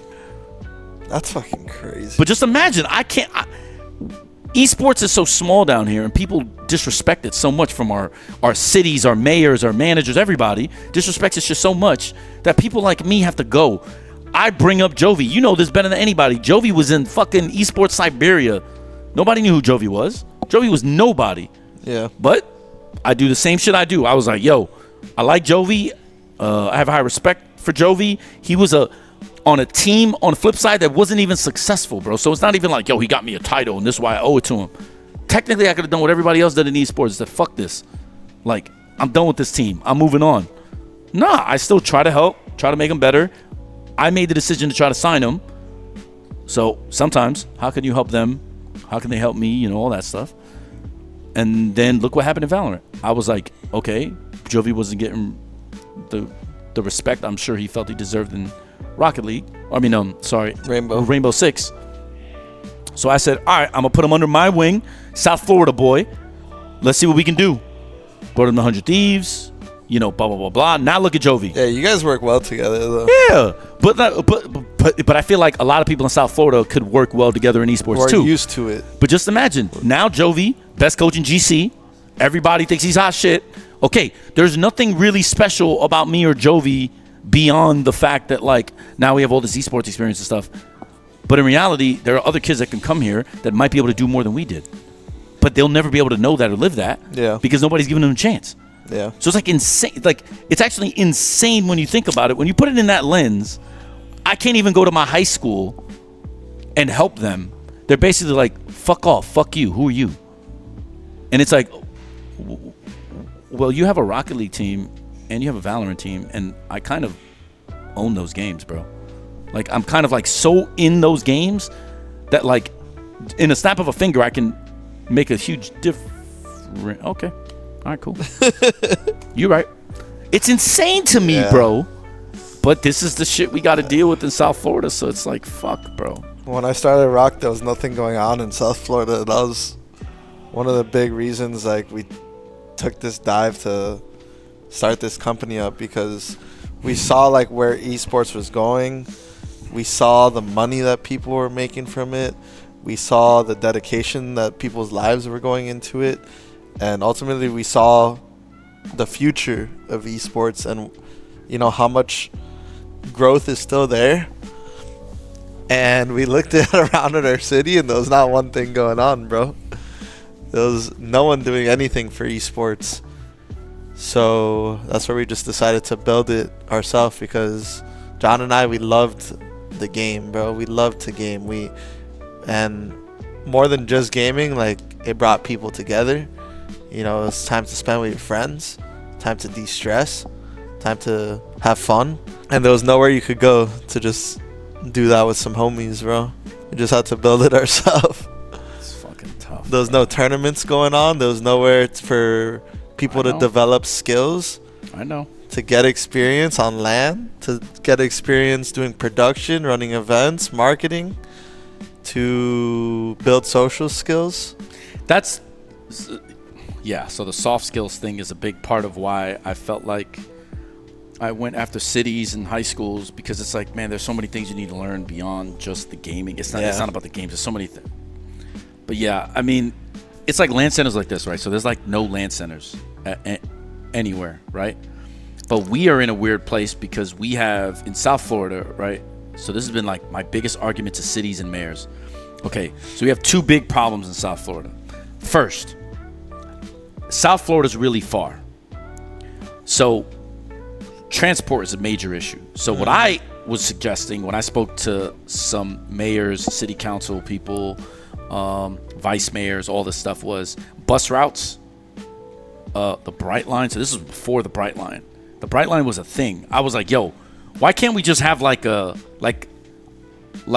Bright Lines should be going towards places where they have these things, right? So like your LAN center, I know isn't next to a Bright Line, but if things would have worked out differently, I would have been telling you, get it next to a Bright Line station. Here's why. Because my whole thing was, if people could just use public transport to get to these places, how much more valuable now become these places? And then like they have the extra incentive of using public transport, right? Which is what the state of Florida wants. So then I'm like going beyond that. Then it's like, okay, look, you know, I already told you gaming is science and math. Math scores in South Florida very low. They're second only to reading, right? In order to play video games, what do you need to do? Actually, you need to read. Why? Because you have abilities. You have things like, you have to have reading comprehension to play a MOBA first off, right? Overwatch, all these other things, right? So like, when you start thinking about the educational system, esports could be a fix for that, because we live in an age now where people have, you know, they talk about them needing the dopamine hits, so you need to get their attention quickly, right? Video games are that thing. So if you really want to help on the educational side, if you can pair video games or gamifying science and math, it should be easier then for kids to enjoy school and do better in school.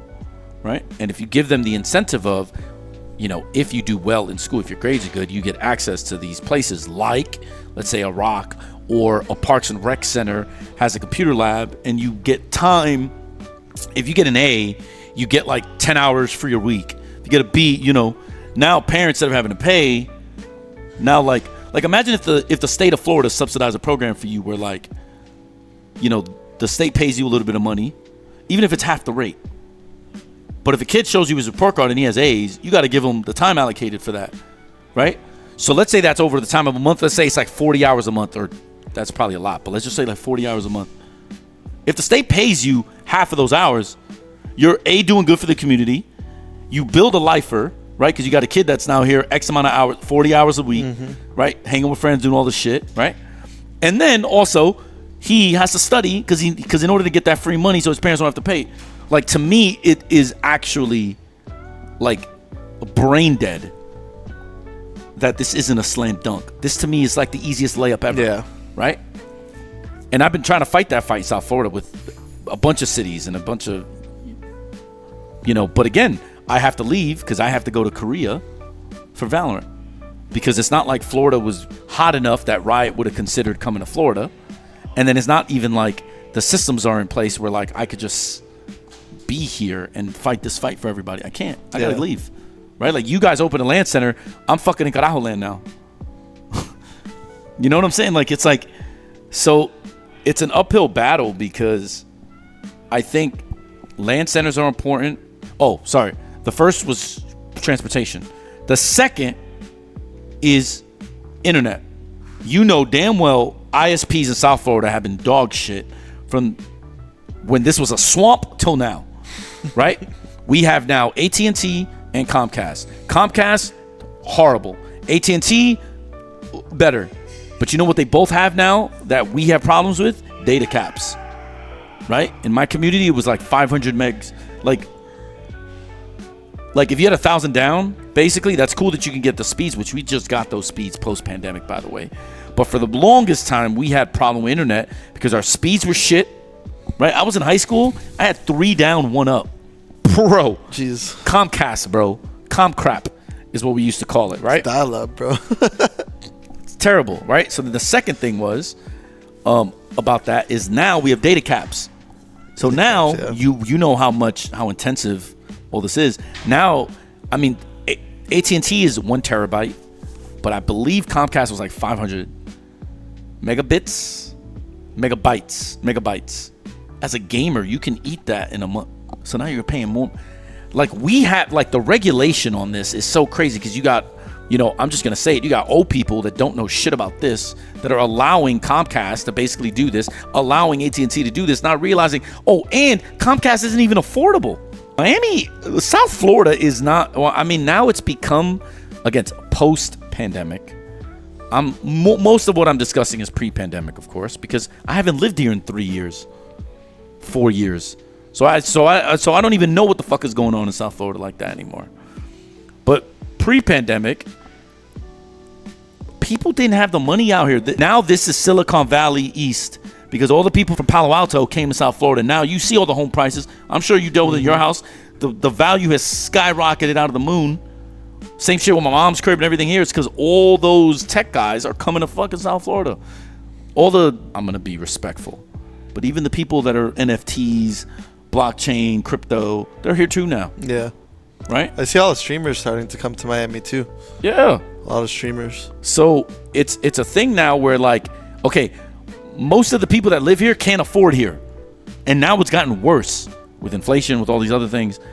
Because I think where I learned this the most was, so I was dealing with Pompano Beach and their Parks and Rec department. Mm-hmm. And when I'm listening to how much the parents made, the kids, what their grades are in school, what all these high school, like, bro, when I'm listening to these problems, I'm like, what? Pompano Beach is what, like less than an hour away from here? Like 40 minutes? Well, no. From here, it's like an hour and 10, 20. Yeah, like from my house, I'm in Broward. I'm in Pembroke Pines. From Pembroke Pines, like 40 minutes. I'm like, wait, they that's not that far. And oh my God, these problems are crazy. I'm like, wait a minute. Like, how are we ever going to get talent down here to be able to like compete and play when these guys don't have access to anything, bro? If you look at what a joke is, if you want to know what a joke is, you should look at what their equipment is in those classrooms. Like, bro, no wonder we don't have like esports pros or people that even work in the leagues and the systems, because city planners don't give a fuck. This is the infrastructure problem. Mayors, councilmen don't give a fuck. Vice mayors, who are like the ones responsible for specific zoning, or like commissioners, they don't give a fuck. Schools don't give a fuck. Developers don't give a fuck. Who is it that does give a fuck? It's just the people playing. Nobody really. It's just like people like us that are like trying to like help acclimate like the non-esports people to esports and trying to still like do this thing.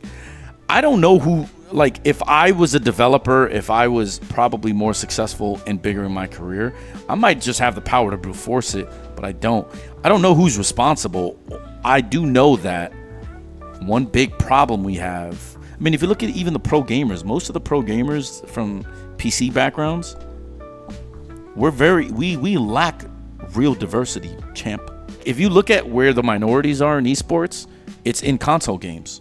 You know why? That's a $400, $500 system. You trying to play a PC game? Yeah, bro, we don't have the money. We don't have the infrastructure. You have, I won't name names, but you have companies down here that started down here that could help in this and don't. Like, it's bro, it's crazy, bro. And I'm just sitting there like, oh man. And then I go to Korea, by the way. And in Korea and in China, you got to see what these programs are now. You have like a team like Dierickx, for instance, or Gen G that have like academy programs. They have like a whole building just for their academy stuff. Those kids have like fitness people, sports psychologists. They have optometrists that look over their eyes. There's a Valorant coach named Zecht. He's on Koi.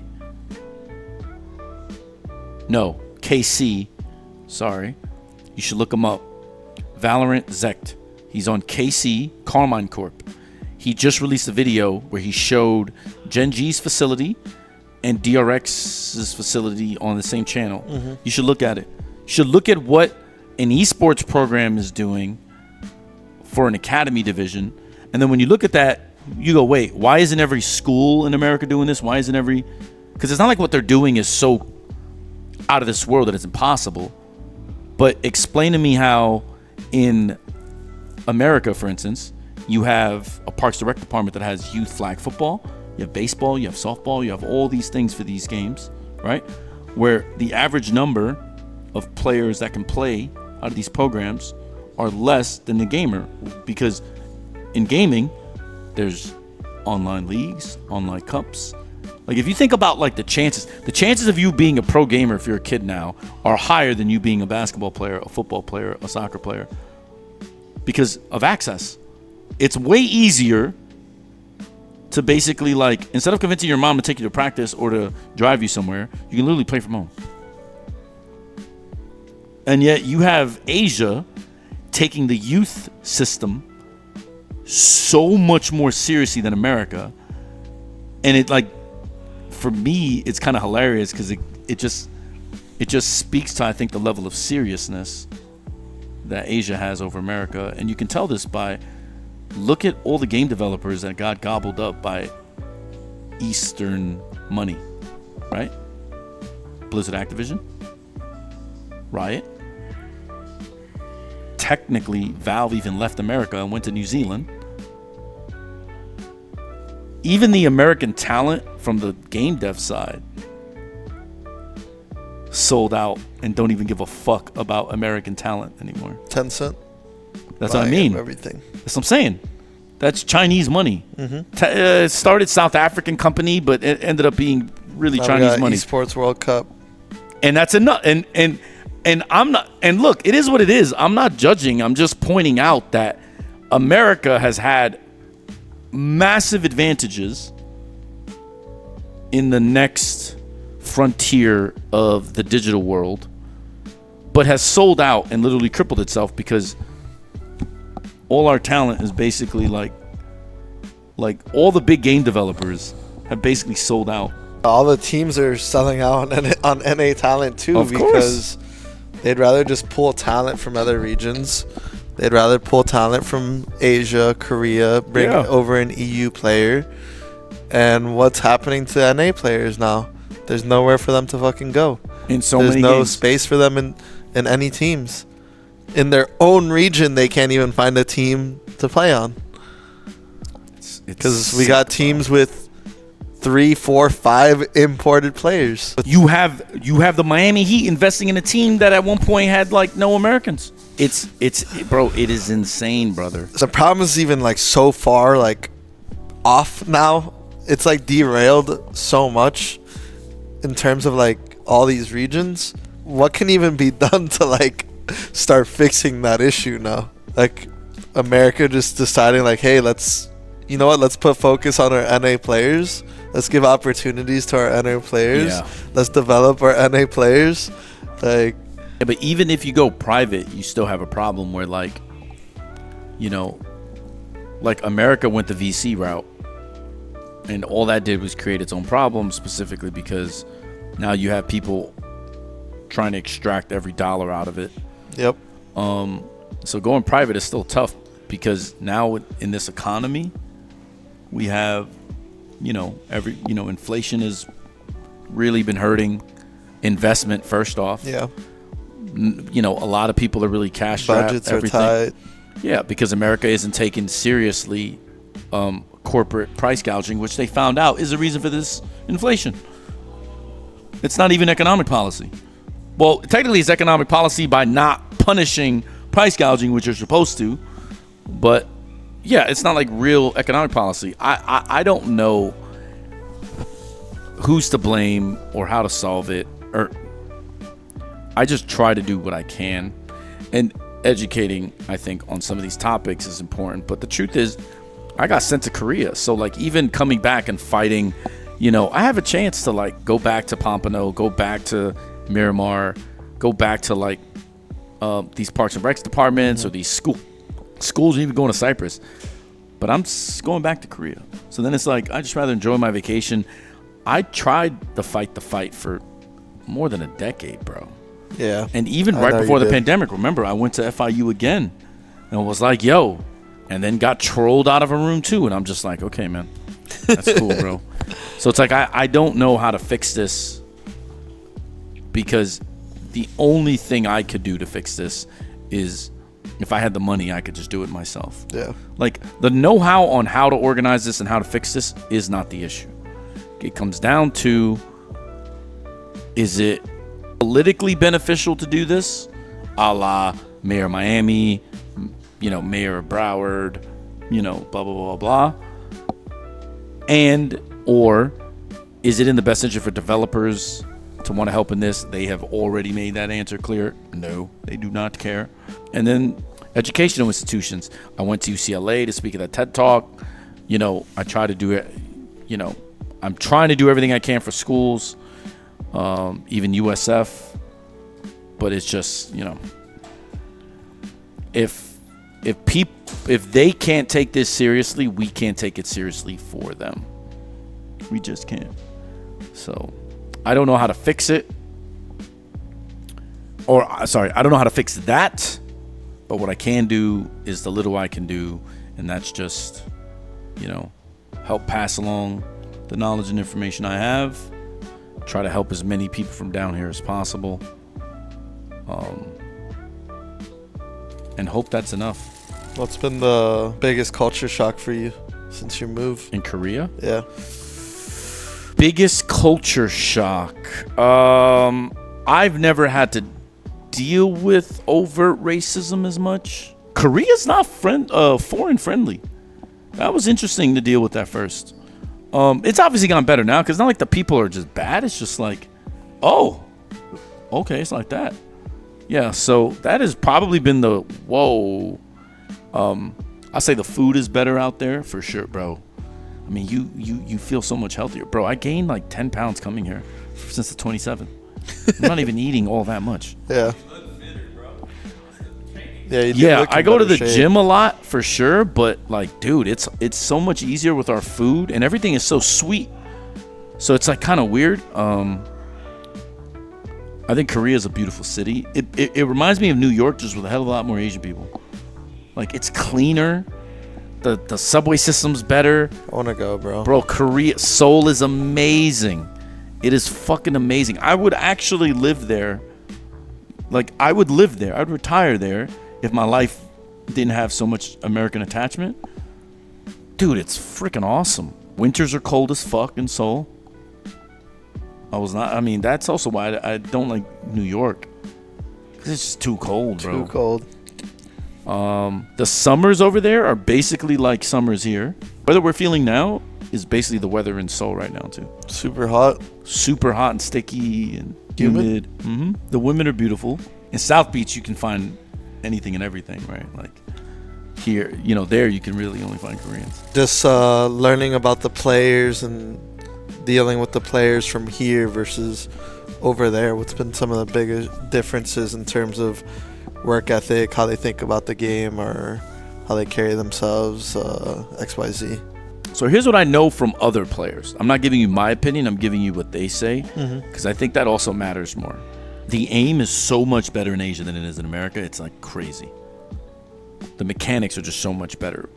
Now, part of that is because there's not enough strategy, and it kind of makes sense if you think about it.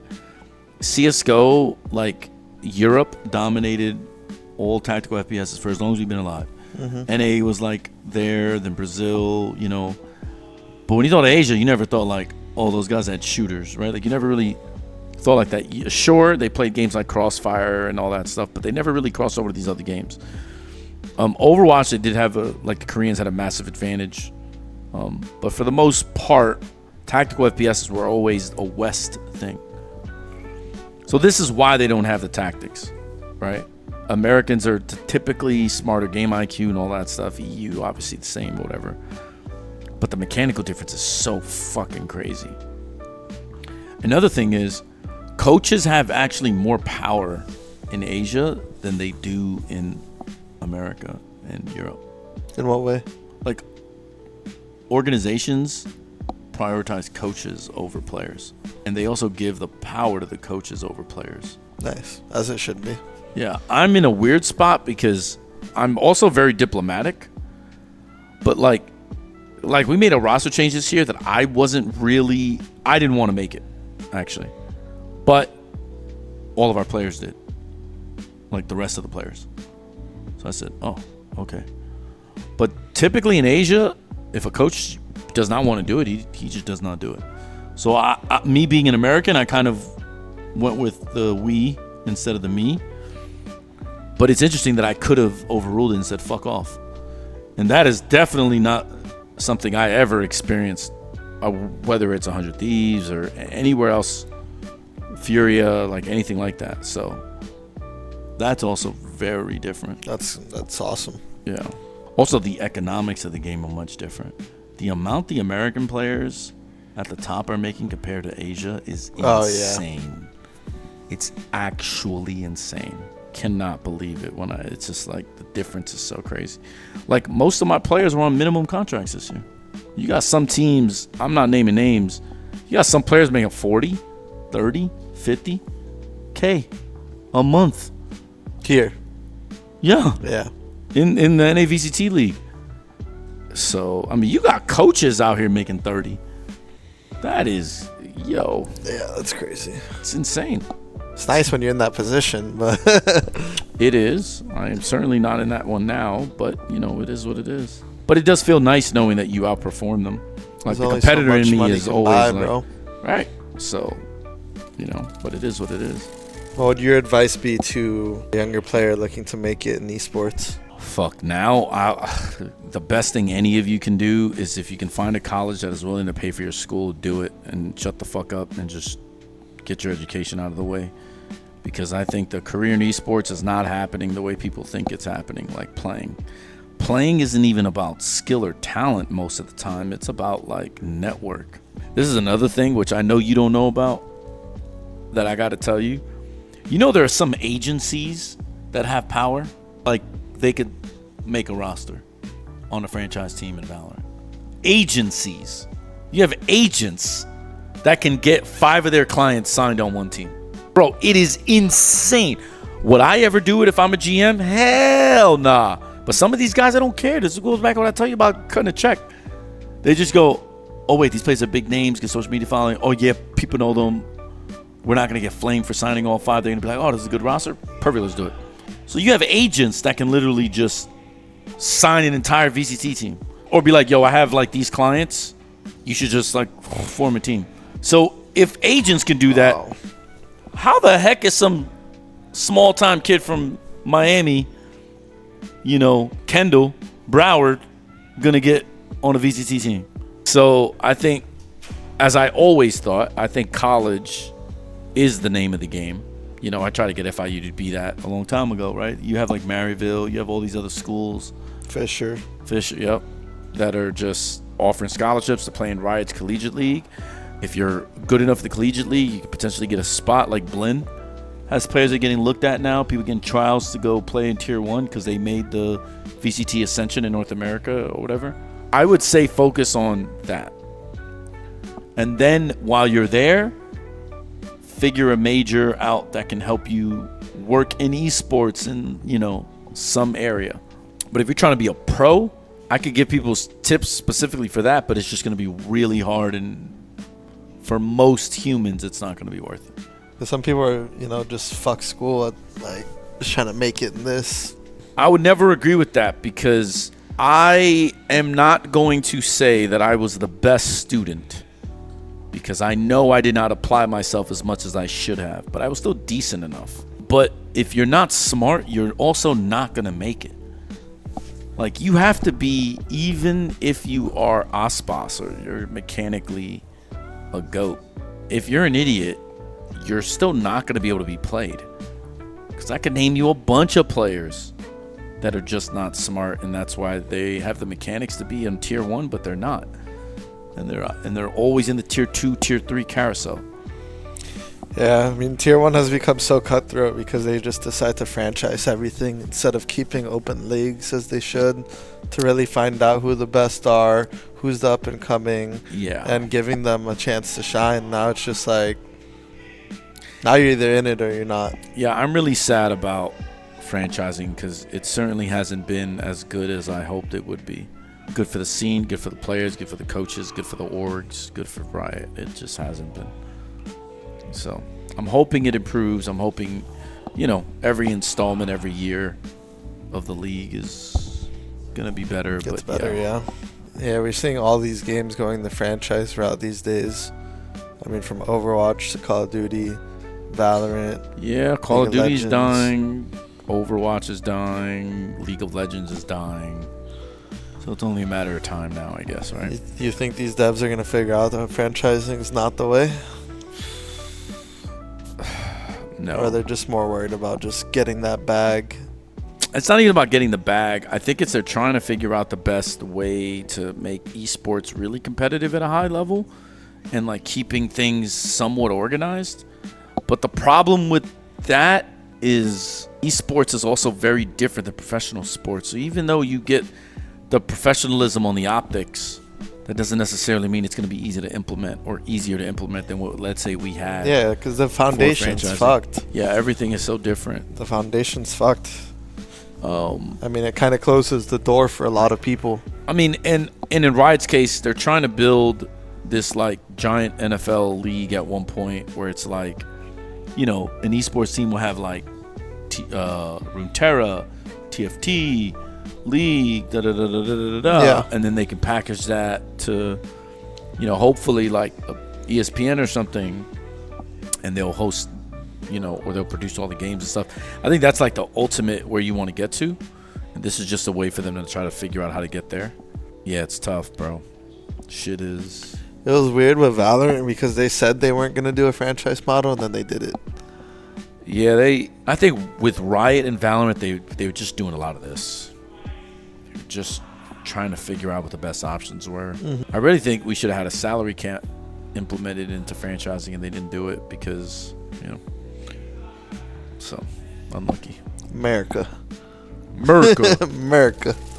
What's gonna be that next big game, bro? Deadlock. Any other things on your sites? Deadlock, 2XKO. Yeah. Are probably the things I'm most excited about at the moment. The Riot MMO, I was hoping would come out, but then they completely dumpstered it, which is so sad. They're not doing it anymore? No.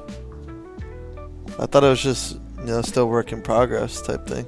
Nah. Well, technically it might be, but they got rid of the game director. So shit's bad when like now you got another guy that comes in. It's just gonna be a mess. So I was excited for that one, but maybe they also see MMOs are kind of dying genre. Yeah, I think MMOs are in a weird place because competitive gaming now is the way. Like before you could have single player games and but now like everything has to be competitive. And then I mean you have your games that kind of like break the mold, because I forget, someone from EA was like, no one wants to play a single player game anymore. And then I think it was like Seiko or some other game, Ghost of Tsushima or something, sold like mad copies. And then they're like, oh yeah, bro. What? Nobody wants to play single player games, huh? And I think in the spirit of what he meant was that people just really interested in multiplayer games. Because like even now you got Wukong, which like broke so many records. Insane amount. But like people would still rather play, most people in gaming, I believe, would still rather play a competitive game or like a multiplayer game than a solo player game. I could be wrong about this because I'm biased, because almost everyone I know is only into competitive games. But even people I don't, or even people I do know that game, that don't care about professional esports, still play competitive games. They just don't care about the esports part of it. So yeah. Are you excited about any games? I mean, I know 2XKO is going to be popping off. I'm not too excited about any games in particular. I feel like a lot of the games that people have been making are just like remakes of old games, and that's what gets people excited these days. Like people Seems aren't like even movies creating are like new that shit. too. Yeah, Have you noticed? Everyone's on the same trend. Like it's all let's just game bring back what IPs people like. It's all nostalgia or bro. remakes. Yeah. Of already existing shit. Yep. It's actually kind of crazy. We've kind of lost our way in creativity in all these mediums. Yeah. Video games especially. Like I remember when Rocket League was revolutionary. Because it was like it's the only game of its type. Yeah. When's the last time you've seen a game that's the only game of its type? It's Rocket League, right? That's a good point. That was 2015. That's a good point. Everything else is attached to something else. So people are going to be like, oh, TFT. Sorry, that was Dota Auto Chess. Then it was Underlords. Then it became TFT, for the record. So you can't even say TFT.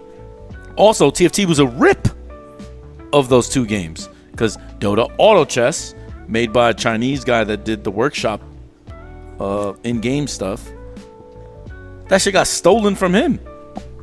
Valve deaded it. Valve literally made their own version of that, which was so grimy. Yeah. And then League just hard copied it and said, "Oh, we can do one hard better." Copied Dota. Yeah. And they hard copied CS:GO. And it was just better. And League copied Dota, and it turned out to be better because it was bigger. By better, I mean bigger. TFT, same shit. TFT followed Dota, Auto Chess, and Underlords, and it's better. Unlucky. They just copied it and just made it better. But it's not even like these games are like part of their own genre or part of their own. They're just copies. Like me, I like to play World of Warcraft.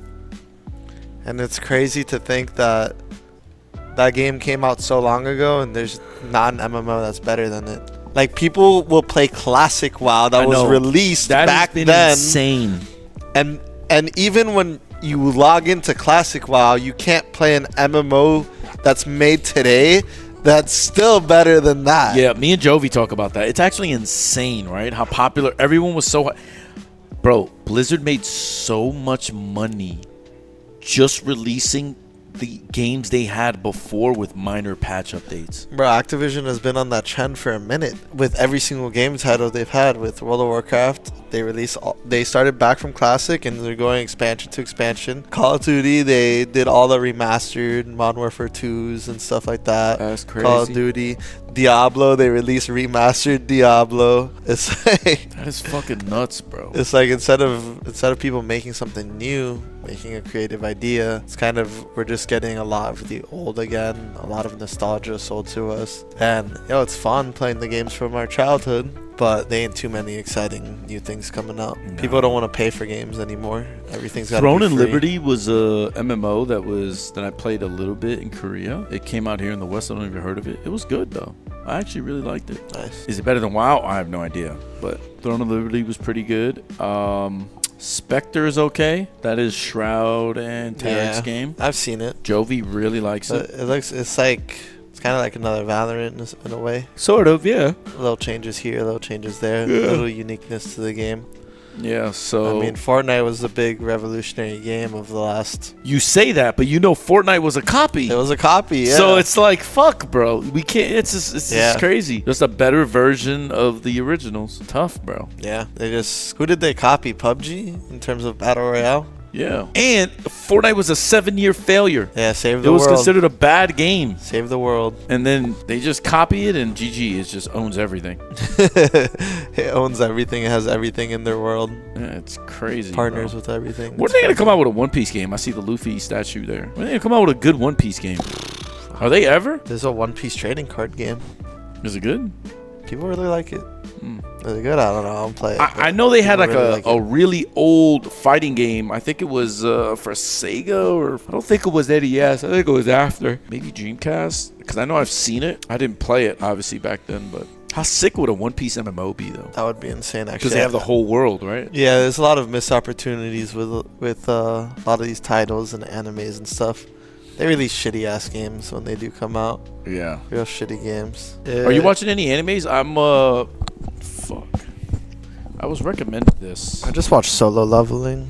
Solo Leveling is good. That was Kaiju fun. number 8 is good, too. Yeah. I would recommend those. The Elusive Samurai is the one I'm watching now. Pretty good. Pretty solid. The art style is actually fucking sick. Did you watch the show Shogun? Shogun? No. I've heard of it. Oh, you should. That show is sick, bro. Yeah? Yeah. That might be my next I'm a watch. big fan of the Sengoku Jidai period in Japan. Like the feudal, like samurai shit in Japan. That show is sick, but it won like 18 Emmys. It literally shattered the record. Damn. It won like best director, best actor, best supporting actress, best this, best artwork. 18 in a row, bro. Just destroyed everything. Jeez. Yeah, bro. FX programming too. That shit is crazy. FX always had good shows. They had Sons of Anarchy. Yeah, that. Bro, I need to get back on the show grind because I can't find anything good to watch, especially with my girl. Oh, you should watch Shogun, bro. Well, yes, that's the problem. Yeah. Listen, maybe this is why people think I'm a jerk. If we're just not like if my girl don't like it, I'm still watching it, bro. I don't care. Like, if you want to go do your own thing, go do your own thing, bro. I don't got my time for girl, like, we'll just sit there forever just trying to find something to watch at this point and not end up watching shit. Now, the worst part is the shit I'm dealing with now, which I'm going to cook her for this now. All I want to do is grind Deadlock. All I want to do is grind, like, Valorant because I got to play Vice. But I can't. Because she's like, oh, you're free. We're on vacation. All your free time is my time. I'm like, bro, enough, bro. Yeah, we'll never hear the end of that one, bro. Unbelievable, we bro. will never hear the end of that one. Shit ticks me off, bro. I'm like, I'm trying to sneak games in. Like, she's doing something random. I'm like, oh, shit, let me go to the office. Play one game, then I'm done. Then I wait. Then I go see what they're doing. She's still doing it. Pa fuera, I do another one. If not, it's like fucking just chilling. Like, it's gotta work around them now. It's such bullshit, bro. I can only imagine what having kids are like, right? Like, it's a whole different ballgame. Yeah, it's a whole different ballgame. Do you have any advice for coaches? Oof. So if you're a gamer that has played professionally and then you coach, you have a massive advantage, but you should probably not be stubborn, because even if you are a better player at your peak than some of your guys, you definitely need to assume that the game has evolved past you, because that's one mistake I see a lot is like players were better players than their current players, and they just can't understand, like, bro, I don't understand how I can't do this, or you should do it this way. It's like, yeah, but that old way does not work anymore, fam. Like, there are things, so like that's definitely a problem. If you have never played a game professionally, I think the best thing you can do is just be organized, so help players, like, steady practice time, steady VOD review. Like, obviously you need to know about the game, you need to know your shit, but the best thing you could do is be very, very organized and meticulous about this, because that is the advantage you'll have over other coaches and other pros turned coaches, because normally they're not. But there's a lot of value in being able to keep things from, like how to run a practice is not easy, especially as the season goes on and as things change. You have to make so many adjustments to even your practice schedules or what you're practicing or what you need to improve on. And this week I wanted to work on this, but we still suck at that, and that is very exploitable. So, people think like being a coach is like easy, but like they don't even realize like running practice itself is hard. You have to like learn that. That's a skill you'll learn, but the more organized people have that advantage, and it's typically people that have never played that are the most organized. So that's a good one. Yeah. Anything else you want to say to people? No. Play at ROK as much as you can, because LAN centers like this did not exist when I grew up. I would love to participate or join or commentate or something your Valorant lands if I can. I think that's why I make Jovi participate in them as much as possible. I always like to tell him, like, yo, you should go do it. Yeah, Jovi's been helping a ton, bro. Getting the word out there. And yeah, it's good, bro. Just support your locals. To come through, bro. Support your locals for sure. And it shit goes beyond fighting games. I learned about how important locals are through fighting games, but I'm hoping that you'll have more locals through other games, especially PC games, because yeah, it's true, we could just do this shit at home. We don't need to but like these LANs are important, because like I just dealt with it with Primi, who's a player we just signed. Not having LAN experience is an obstacle that everyone has to get over, because the difference between living your dream and sitting on the couch sometimes isn't even a skill. It's when you're in that position, can you even perform? Like, that's its own thing also. So it's like, you could be the best player in your area, you could be the most dominant player in like your friend group, you can extend that to like your state. But if you go to a LAN in Cali and you're nervous and can't hit buttons, you're screwed. So that is and I think LANs like this, like especially for South Florida, Like the more lanes people go to, the more these Counter-Strike players can do this, the better they'll perform, especially if they're like in collegiate teams. I mean, yeah, that was a big part of when we started out, is like we wanted to give people the experience. So yeah, like you're coming to a LAN, it might be $100, it might be $500. The biggest thing was come and get the reps and come and get the experience in, because you never know when an opportunity that's bigger is going to come your way, and you want to be ready for that. Yeah, you got to. I saw so many people coming back in 2019 to our Fortnite tournaments that we were doing, and then randomly like a $15,000, like the Ultimate Gamer popped up. It's like, oh, there's a big money tournament in our backyard, and it was the people that came time and time and time again that performed the best when they went to that event. And they may not have been the best player, but since they had the experience, since they had the reps in, and since those kind of first time nerves of being on LAN were gone, they performed better than people that were even better than them. I think when, especially like the Ultimate Gamer event kind of opened my eyes, because Henry gave us some tickets to like give to our community for free. So I think like 10 people ended up going for free. There was like 250 entrants. And of the 10 people, all of them were in the top 20. Even the 8-year-old that came, who was coming like every other week to our stuff. It's like it just made the biggest difference. I got second in that Fortnite tournament, bro. That's crazy. I was like, what?